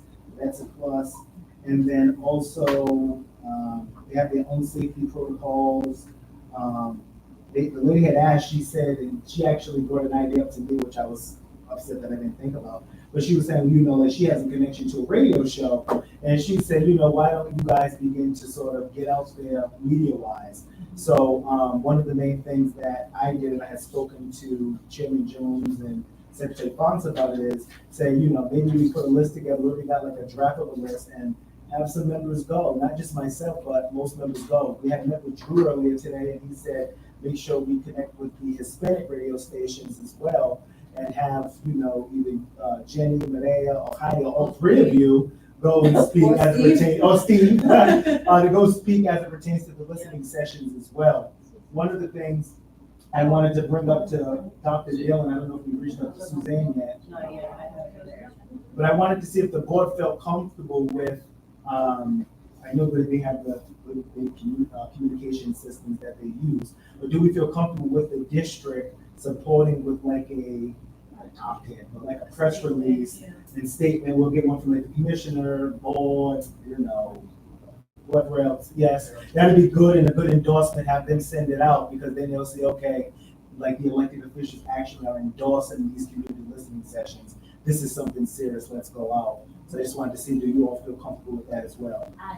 Would you include, sorry if you just said that, would you include like the city team as well, the mayor and city council? Yes. So that'd be great to have them. I'm thinking about like who's part of that collaborative working group, who's part of that group that is like working. I know this isn't only about local control. That's the one thing I'm trying to emphasize to people. I'm like, that's part of it, but this is bigger. It's like big picture. But I think acknowledging those different governance components and having a statement, if we have a joint statement, could be really powerful. And I think that could also help in that realm to show meetings. I think that we had said we were having one in July. You'll reach out to the council, the mayor, No. the district. Let me, Maybe talk with, you could maybe ask Drew if, like, since he normally does that group, maybe reach out via that. Drew directed us to go to Suzanne, but I don't Okay, know there what we to go. call her. In a circle. But as she said, if we can probably get all of those different groups on there, and then Like anyone that's in that group, I think I agree, that would be powerful to show that like, this is the board's responsibility to have these listening sessions, but this is in consultation and support, close work with the district as a governance team, and in full support from the mayor's team and the city council. I think that will. right. Yeah, so between that, which I think will probably go to all of the media stations, but then radio is probably something we can focus on and see if there's different, radio stations we can all sit down and talk to about these flags. Feel comfortable with that? Okay, we'll get on that as soon as possible. Appreciate you. Okay, so let's start practices. Does anyone have any questions, I guess, All right, about Melissa. location, media, outreach? I know you had a marketing idea, you want to share with me, or was it? Oh, I have so many. We can talk later. No, I was just rattling stuff. I'm like, we should be at the Dominican Fest, PVD Yes, Fest. yes. Absolutely. There's a segment on Spanish radio where they have elected officials go on and talk about it. And the commissioner, she goes on once a month. Guatemalan Fest as well. Guatemalan Festival. The Guatemalan Festival as well. I had a check-in we all did with the games team. They gave me a list of events, and I was like, this would be cool to just show up and have a table to give out survey and just to hype up our listening sessions that are going on. Say, hey, these are gonna happen next month. Come through. I think that's a good idea. If you could share the list with everybody, maybe we can get some sign up. Yes. And then we have, now, do we have to have two if we're tabling? If we're not taking notes, do we have to have two members there? If we're just like, I'm not taking, is it gonna be like the survey? yeah, like. It's probably good to have it, but if there's not, then maybe one. But we can keep it to- Showing up to But I at a think table. it's two persons, because that way you could, give support to the other, because being in a spot with so many people. Right. like, Two, yeah, two a is lot of nice. people, yeah, a lot No, of my fear is like if we don't have two people and there's only one person available, I'd rather have just one person show up and hand out. Right, so let's plan for two, and then if someone One doesn't. person go. Right. Okay, so I, if you, when you get a chance to share that list, we can, at least people can get it on their calendar. That's correct. The Guatemalan Festival is not till September seventh. Well, that's beyond, yeah. I'm going to be at the Latino Summer Fest, Oh, you are? tabling for That's the the hour, at the second one. So, bring it after Yeah. yes. Okay, in your group, if we can circles,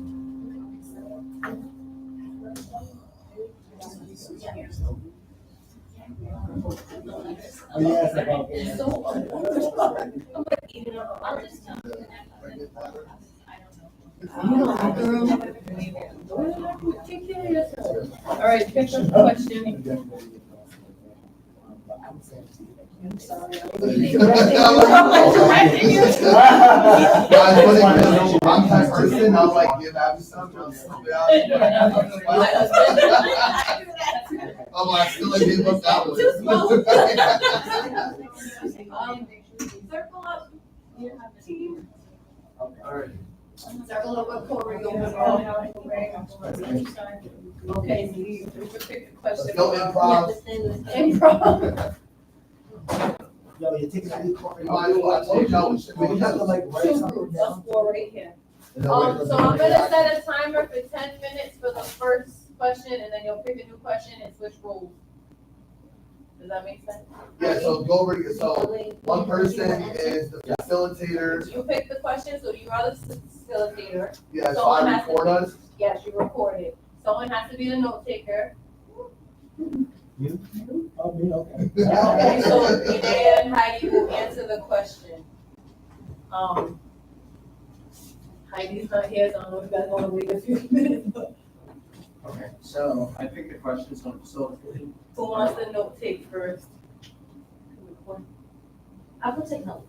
Okay, you're the note taker, so he's gonna record because he's the question person. Right. I think you told us that the other day. Yeah. Are we gonna record these just like a recording? Yeah, it's just for, when we go there. Oh, you're recording? We have some people from the district You who can are record. to record, but they're not gonna be full recording. Okay, yes, yeah. Well, I'm sorry. We did ask. Yeah, that is We're true. gonna have pictures for sure. Recording is like. I'm gonna buy myself one. But you know what, I'm not gonna do video. Why you don't Okay, when you're Well, I'll ready, remember let me know when you're so ready. I haven't started. Okay, but, Jenny's gonna note take, me and you are gonna answer Steve's question. Literally. That's only our role right now, Now, we're it's just just answering good, the you should get question. note cards, and if you're gonna wear a suit, put them in the suit pocket, and have them in the order, right? So it's like, if you're about to go up, you start the first question, have the second question ready, put it in your pocket, and you need to, follow. So my next question is, you know what I mean? No, but you can have your. I have mine if you want. Yeah. Oh, you want Jenny to Oh. That's true. I'm When I I usually walk, Okay, yep. there you because go. when I pace, I feel like I think better. Okay, as soon as When I'm Heidi on the sits, I'm phone, I'm gonna pacing press how y'all. Take your time, like, no gosh, you doing speeding. Why you speeding? The biggest thing is I try to slow down. Oh, I get it, I'm recording too. And people look at me like, you nervous? Right. Yeah, So I try because you to, walk. yeah, so I try to pace slowly and, slow down my speech. Mish, really quick, are we like? No, you can't do it like that, you have to write I it. know, I know. Oh, okay, oh, to Do check. you want us to practice writing too? You have to write it. Yes, I know, but it's better if you record it, because. I think you could do both, but Yeah. Adrian wants us to And write. then you write it, because Yeah. sometimes that you forgot words, they want word by word. No, yeah, let's practice writing, I'm gonna encourage us to practice writing the notes part. You can also, Yeah, I think we're gonna record, to check but, your but, writing. but part of it, I think we have to write it and then repeat what they done said to us. Right. Watch it, it's very good.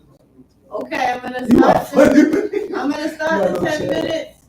You ready then? We're ready. All right, go. And looking into the future, how should we be able to describe graduate?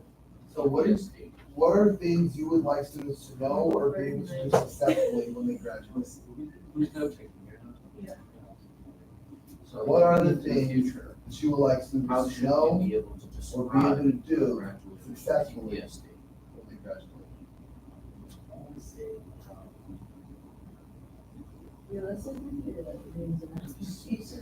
It's just like. Dreams, aspirations.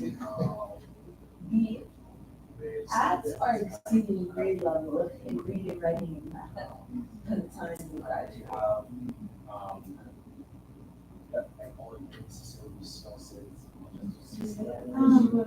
When they were ready, it's excellent, if they have, Remove issues, the grades, grades we'll for, try to slowly talk. they can get better jobs, better way to go up. And it's gonna be especially for them, if they try to go on the really sports, because they can't have enough opportunity for different kind of, different, university, different college, that they need high support to get in. Yes. And that's the way they have to be prepared to go any way they want, that they have to have nice sports. Yes. So what I'm hearing is Looking that into you the want future, our how should students we to be able to be able to describe have graduate opportunities, move up in their career, I believe and our be able to go to students should school, be be able to, have more opportunities. comfortable with their Wait, SEL is it my job to repeat it? or So yours? this is what I'm wondering now, like, cause I have an urge to do that, and I'm thinking, like, wait, you can do it, you're just repeating what you say, right? It's word for word. Social I awareness. I think it's gonna be other dependent people upon around each them. person's style. I You get what I'm believe they saying? should have, Cause I'm tempted, so when you were saying that, I'm like, academic you want to have knowledge, career better progression, know that's where what she they said. can succeed That's what it in is, college but setting now or it's right, so I'm like, work I have to towards, fight the you know, urge to intellectualize everything that they say. you know, they're confident in who they Yeah. are. Cause I feel rude that I'm just sitting there, and I'm like, wait. You know, you really should respond and say something like, And if you do not agree with the answer that people give, you have to. I know, Jenny, this is gonna be hard, okay, let's see, see what, should we play the video first? Oh, you have it there, okay. Okay, I'm gonna start this over. I'm gonna read what I took from that sheet. Can I read your part and you let me know if it's right or wrong? That students meet or exceed graduation levels in reading, writing, and math by graduation.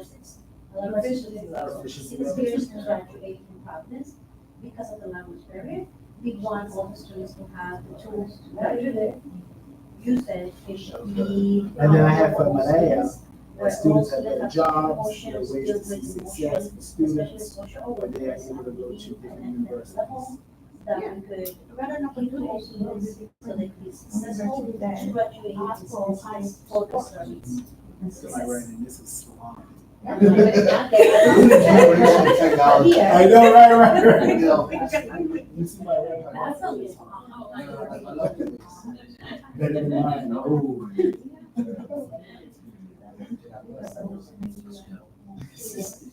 gonna have to, can you slow down a little bit?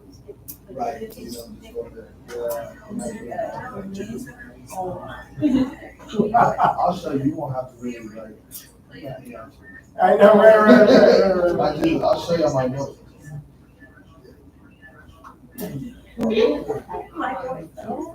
Yeah.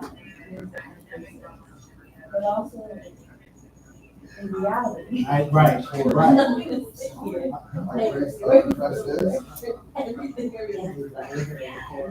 Right now. But, yeah, you record what's happening around you.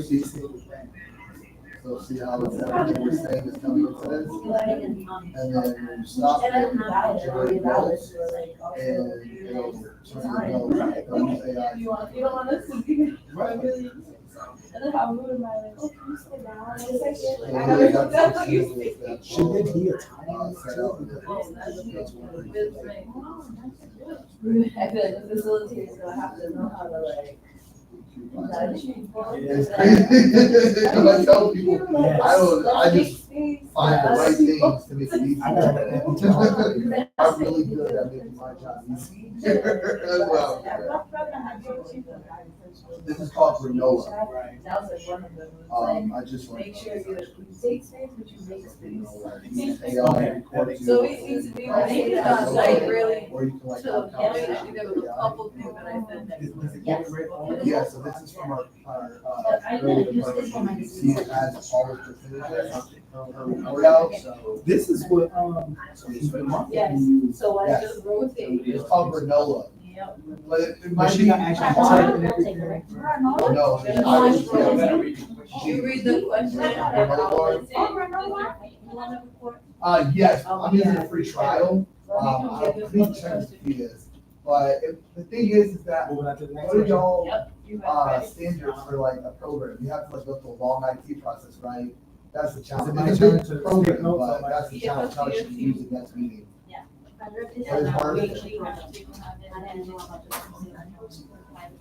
Yes. Yes, and it is an AI tool, so, Okay. You're taking So notes. whole nother level. yeah. So I am. You ready? Yeah. Oh my god. Okay. Yes. Okay, so what should All right, I'm PTSD ready, avoid or stop doing at it as, Another 10 minutes, y'all. I was at like 8, because we all finished a little early. Okay. got it. Okay, so what should PTSD avoid or stop doing as it focuses on accomplishments? What do you mean? Students to know. Oh, I'm testing. Oh my God. So, I hope that the I want students to know. I don't have to grade that. I want them to be able to. Okay, go ahead. What you Remember, what do you mean? Remember what AJ said? What do I mean? So I mean, you know, what should students avoid? What should PTSD avoid to stop doing I want them to be able to feel as it comfortable focuses to on use their accomplishing voices when they feel that they You did it right. Yeah. Yeah, just repeat, yeah, just I really repeat it. did. That's what- And then he said, if you repeat it, and they still, they're like, they say, what part of the question don't you understand?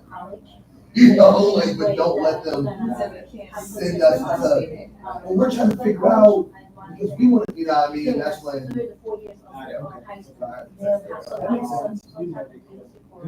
Right. It's the hardest question. So what should PTSD avoid or stop doing as it focuses on accomplishing its priorities? And to know when they graduate. Shit. I'm note taking.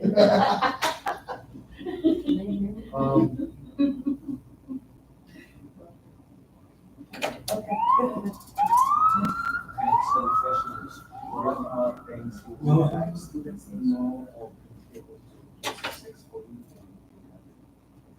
So for me, I think the main thing in terms of academic skills is I'd like students to, Is this what should people avoid or stop doing useful as it focuses things on that accomplishing its priorities? So I was one of the harder questions.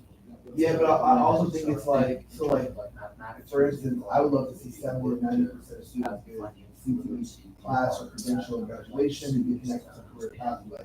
If that means we have to go from 15% and times that by what, 15, 30, 45, 60, 75, 90, like we have to 6 times the, whatever the cost, capital cost and operating cost of the CTE program. Assuming 6 times more, right? Because we're going from that 15% to 90%, So it's like, where does that money come from? Right. So it's like, if it's that, if everybody says this is so important, everything should be CTE, go all in on CTE, then it's like, well, that's gonna, something else is gonna have to suffer, right? And but that's the hard part, is because we want our students to have everything, but the truth is, there's trade-offs that have to be made, right? So it's like, do we say they should have less AP classes, so we got more CTE? Right, but then some of these, our parents might come to my door with a pitchfork, right? Do we say that we have less theater and arts to have more CTE, right? No, so it's like, So that's good. I know I believe in the trade-off, but the hard part is figuring out what you take from to make that trade-off happen. Absolutely, and I think with this question, from my experience, which probably community members to say. Oh, Yeah. Not giving away the child. Like, Yeah. they're probably- Well, that's a good one. Stop giving away our schools to the city. Stop giving away So our school Jenny, buildings to the I city. want them to Let's have all the leverage those academic resources aspects to of their support whatever our graduation, goals to go and to college, missions use their voices That's when probably, they yeah, need it's help. gonna be When along I those speak of lines. my girls, I We want should be them to broke. not If there's be any deals afraid being of not brokered having with money school to go to buildings, college. then I it should don't be want done them with to the worry school about the money. district and I on know behalf I'm of just brokering a deal that would directly Steve, impact. so for me, the main thing in terms of academic skills is to That's good. know practical, I should've- things for everyday Right, life. and Heidi- You gave it to me. I'm sorry, but Heidi, can you repeat it once you're done taking this note? Yeah. Probably not everything, that last piece. Everyone should have a good practical basis in mathematics, same with language, is the rest of that sentence. Well-rounded human beings, so I want them to learn art and literature, to figure that out, interact with their society that is not abusive, but I know the truth for that. Critical thinking skills, that sentence. Understand how they don't get taken, and I hard get that trade-off. advantage of the Close. Yeah. I also did kind of go rapid fire. You, at the end, you were just like, in.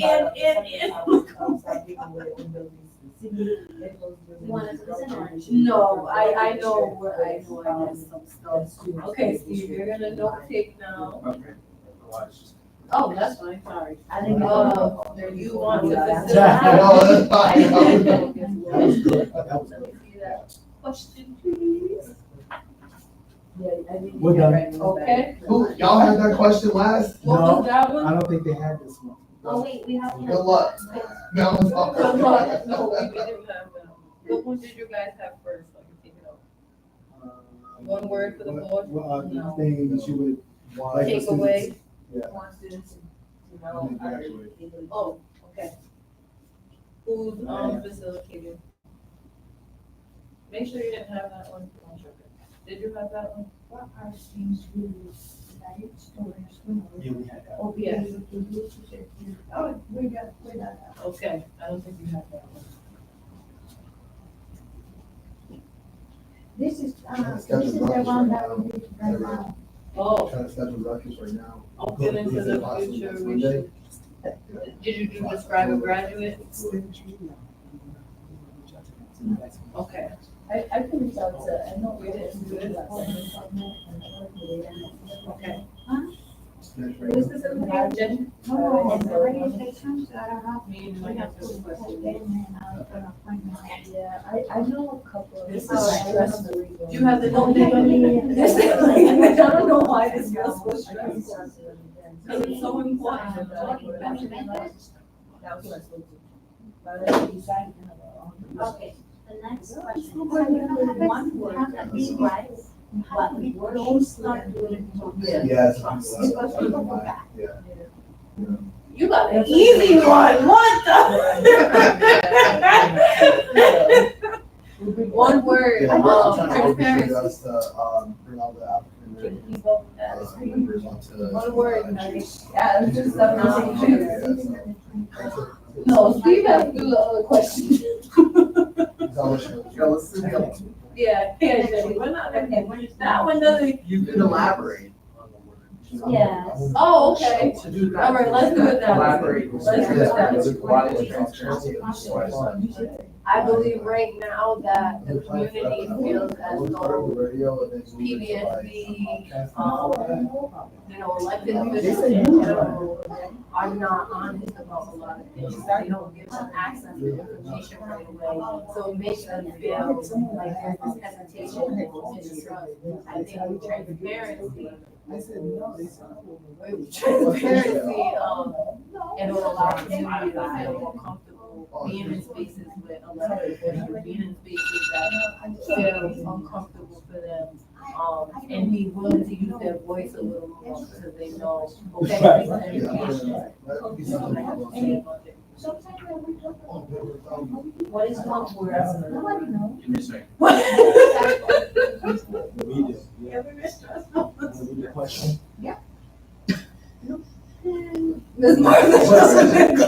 How would you be able to describe and have made this topic this week? Innovative. Innovative. You can explain. How would Yeah, well, you describe? Yeah. Okay, describe. Okay, one word that describes what the word should Yeah, start they be self-starters, entrepreneurial. Describe them No, correctly. the school board, What does it look like? schools, make sure, What does it look like? Got it, okay, go ahead, Corey, you were saying. Yeah, I think, innovative, self-starters, entrepreneurial, right? They'll be able to, take their passion and their skills and like launch themselves and insert themselves into opportunities, take advantage of those opportunities in ways that might not be linear, and be able to capitalize on those opportunities and contribute something to society. That's profound. You were doing just right. Yeah, that's like a big one. Corey's the same thing. I want to make more Steve Jobs. Right. What is your question? Yes. Is it one word or just describe? I think What do I it's- describe? I sort of describe students All right, Steve, read us back. as individuals.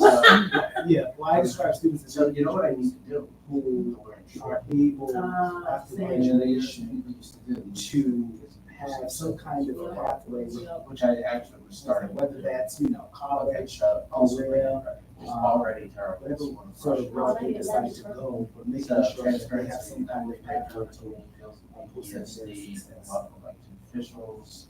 And then- So it's like a line where making sure that students leave the school system and graduate, With they can, transparency. getting connected to a career pathway, or they're connected to a university to go to college, not like, they graduate.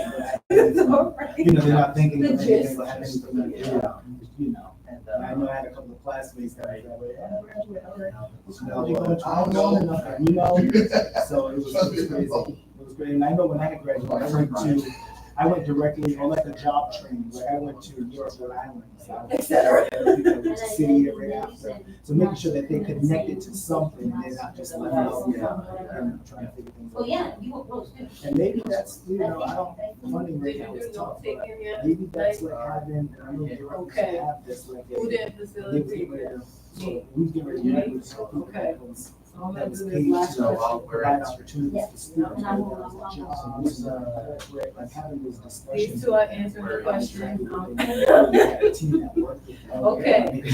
That's tough. They- What that's is- kind of I connection. think part of it though, Yeah. part of the reason Right why now, it's, and it's not waiting now. because make it just, it isn't just so. That they have a college or career pathway. Yes. Like they know After that. I post-secondary. think the reason Yeah. heading into post-secondary to do this is because when you're I'm sorry, you were saying something. After Oh, I was just saying that, there's, to what people are saying. I went to a college induction, national conference last year, and, there was a program, somewhere in California where they replaced the SROs with a life coach, a counselor, and, a violence interrupter. They said that was when they first pushed that program. Everybody's like, no, I like my SROs, like, our teachers feel safe, our principals feel safe, we don't wanna lose our What SRO. should PPSD avoid or stop doing as it focuses on accomplishing its Forced the school priorities? board's hand. They said that the You have to set first the school goals. that was like, What is okay, PPSD we doing? What should understand, right, as a PPSD principal, avoid we like or our stop SRO, doing we as understand, it we focuses understand on what we're out for.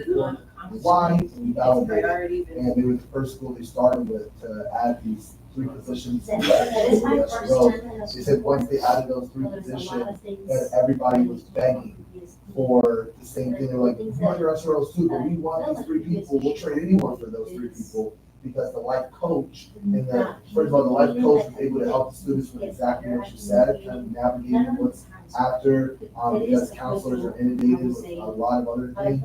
And then the violence interrupter was able to identify violence, potential violence before it happened, work with the district to ensure that certain people are in classes together, and then also was able to have like mediation and bring in a third-party mediator to like try to lower some of the feuds. So they reduced violent incidents by like 70% in their school, and they also increased, which they knew they were going to reduce the violence in their school, they didn't realize they were going to increase so many students having other community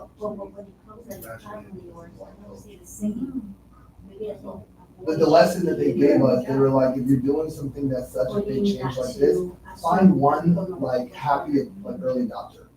And if you start with that one person, everyone's gonna be begging, why don't we get this? Why don't we get this?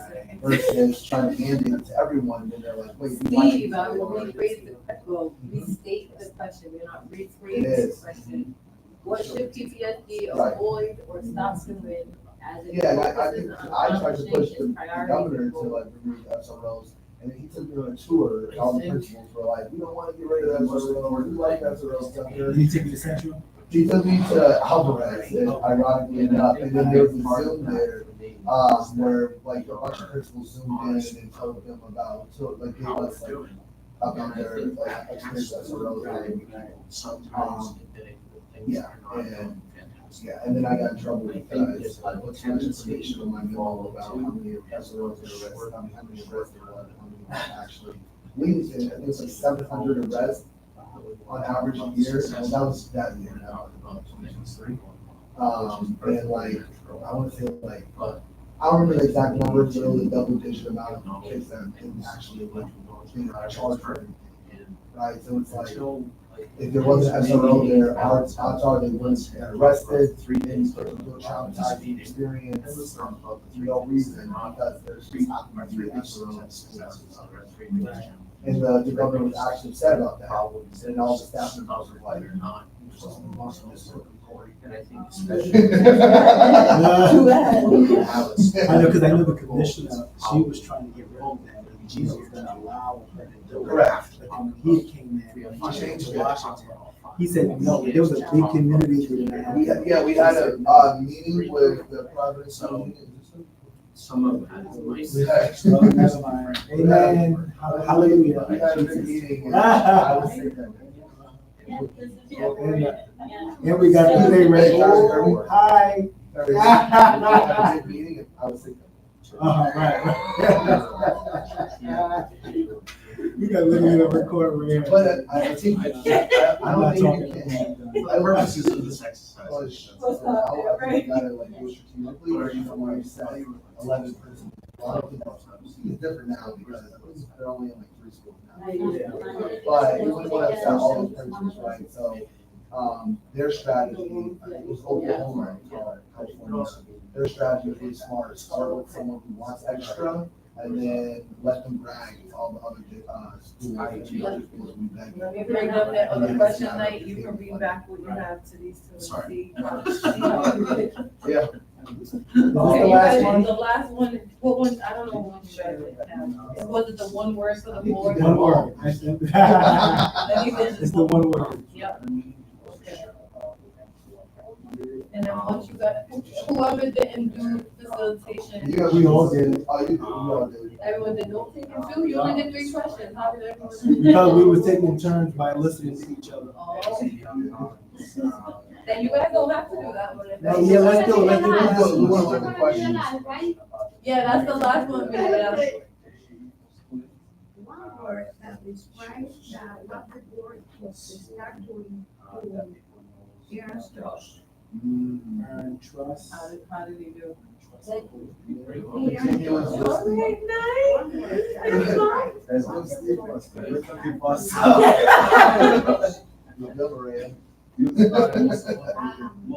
If you ask a question now, I would have accidentally be other people.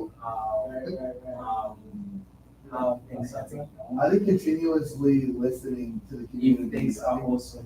finding a way to make public comment more, connected to like the items on our agenda and our goals. And then utilizing that opportunity to public comment to try to like leverage the power of the people in order to support what we're doing, whether that's lobbying the legislature, whether it's lobbying the council. But I think when you tell someone, like, vote for me, I'll get it all done. You also say about, Yeah, and I think that you have to tell them like, I can't get anything done without you. And like, let's be completely honest, like, we have to do this together. And that's what it is. Because we're not gonna have that option, you just get like. Right. Attendance and. You're gonna be the number. I mean, but I think we're allowed to like you guys can alternate, like I'll do like this question, you do that question. Like, I think that's okay, you just have to decide on. I think mine's gonna be. Okay, whatever feels good for your team, like, I just designated people just to make sure everyone is at least doing each thing once, but you guys have the ability to change, like, whatever feels good for you.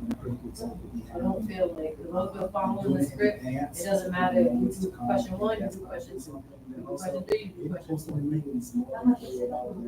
Yeah, you know, it's that Wednesday to Friday, to give people the weekend to actually look over. So they're gonna divide it right from the beginning. You know, We're and not taking my notes board, until the actually, very we end. create all the, So when the meetings groups at the report out beginning as of a the year, whole, and we make it like, piece of paper, to have the legal size chart paper. paper, so we I put posted it right, I pinned transcribe it up on my desk.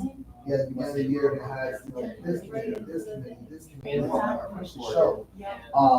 And here's the truth, we reschedule all the time, we cancel all the time, right? But I think that it makes people feel, really good about what we Cancel, do. but at least some people know. So it Right. actually Because now I have things in my Right. head. If it was so What's that? it's not because So they said, no, this, now it's in my head. Yeah. sometimes. yeah, it does stick it in your head. Exactly. And I think it also is felt by the people. Yeah, I think that's You what I really really like, like. just feel what I'm trying to get. It's that, instead of just, I'm not playing with my phone while you're talking, because I know that it's being recorded. You know? So this is. This is what it's like. Yeah, let's bring it back in. And see, the one that's highlighted is probably the committee I'm on. Yeah. So the one that's highlighted is the committee that I'm the main staff. person. Is someone doing an R&B? Yeah. Well, I told you, I just started planning year long for CPE committee. But I can share that with you. It's very helpful. Yeah.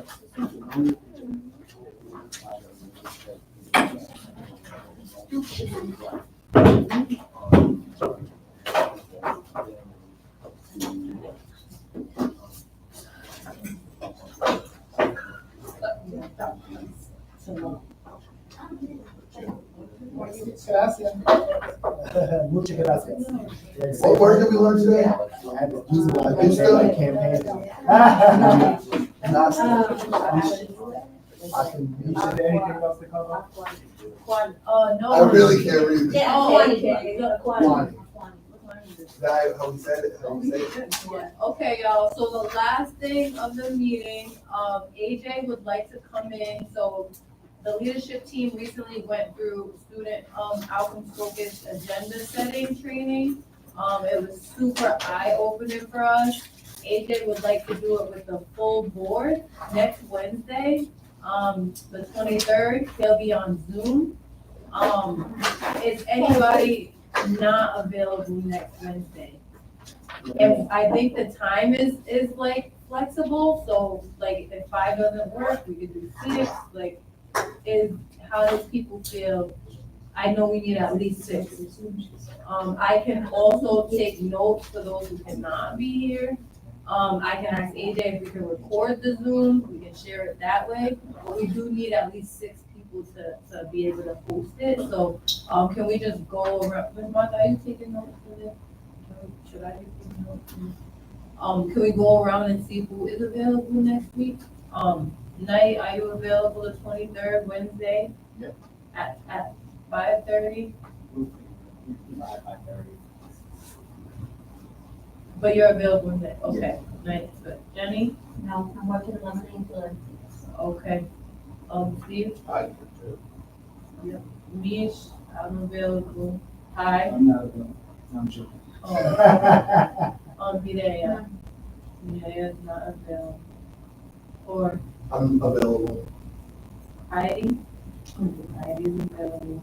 So we have 1, 2, 3, 4, so we do have 6, so I'm gonna go ahead and schedule it, and I will reach out to Angel and Melissa to see if they're available. I will ask if we can record it, Mireya and Jenny, so that you guys can at least watch it back, and I will also take notes to Okay. share with you guys, so you can, cause it's like, kind of like, it's great, like, I do have a question, but How do you have the quorum? There's only 4 and 2 say no.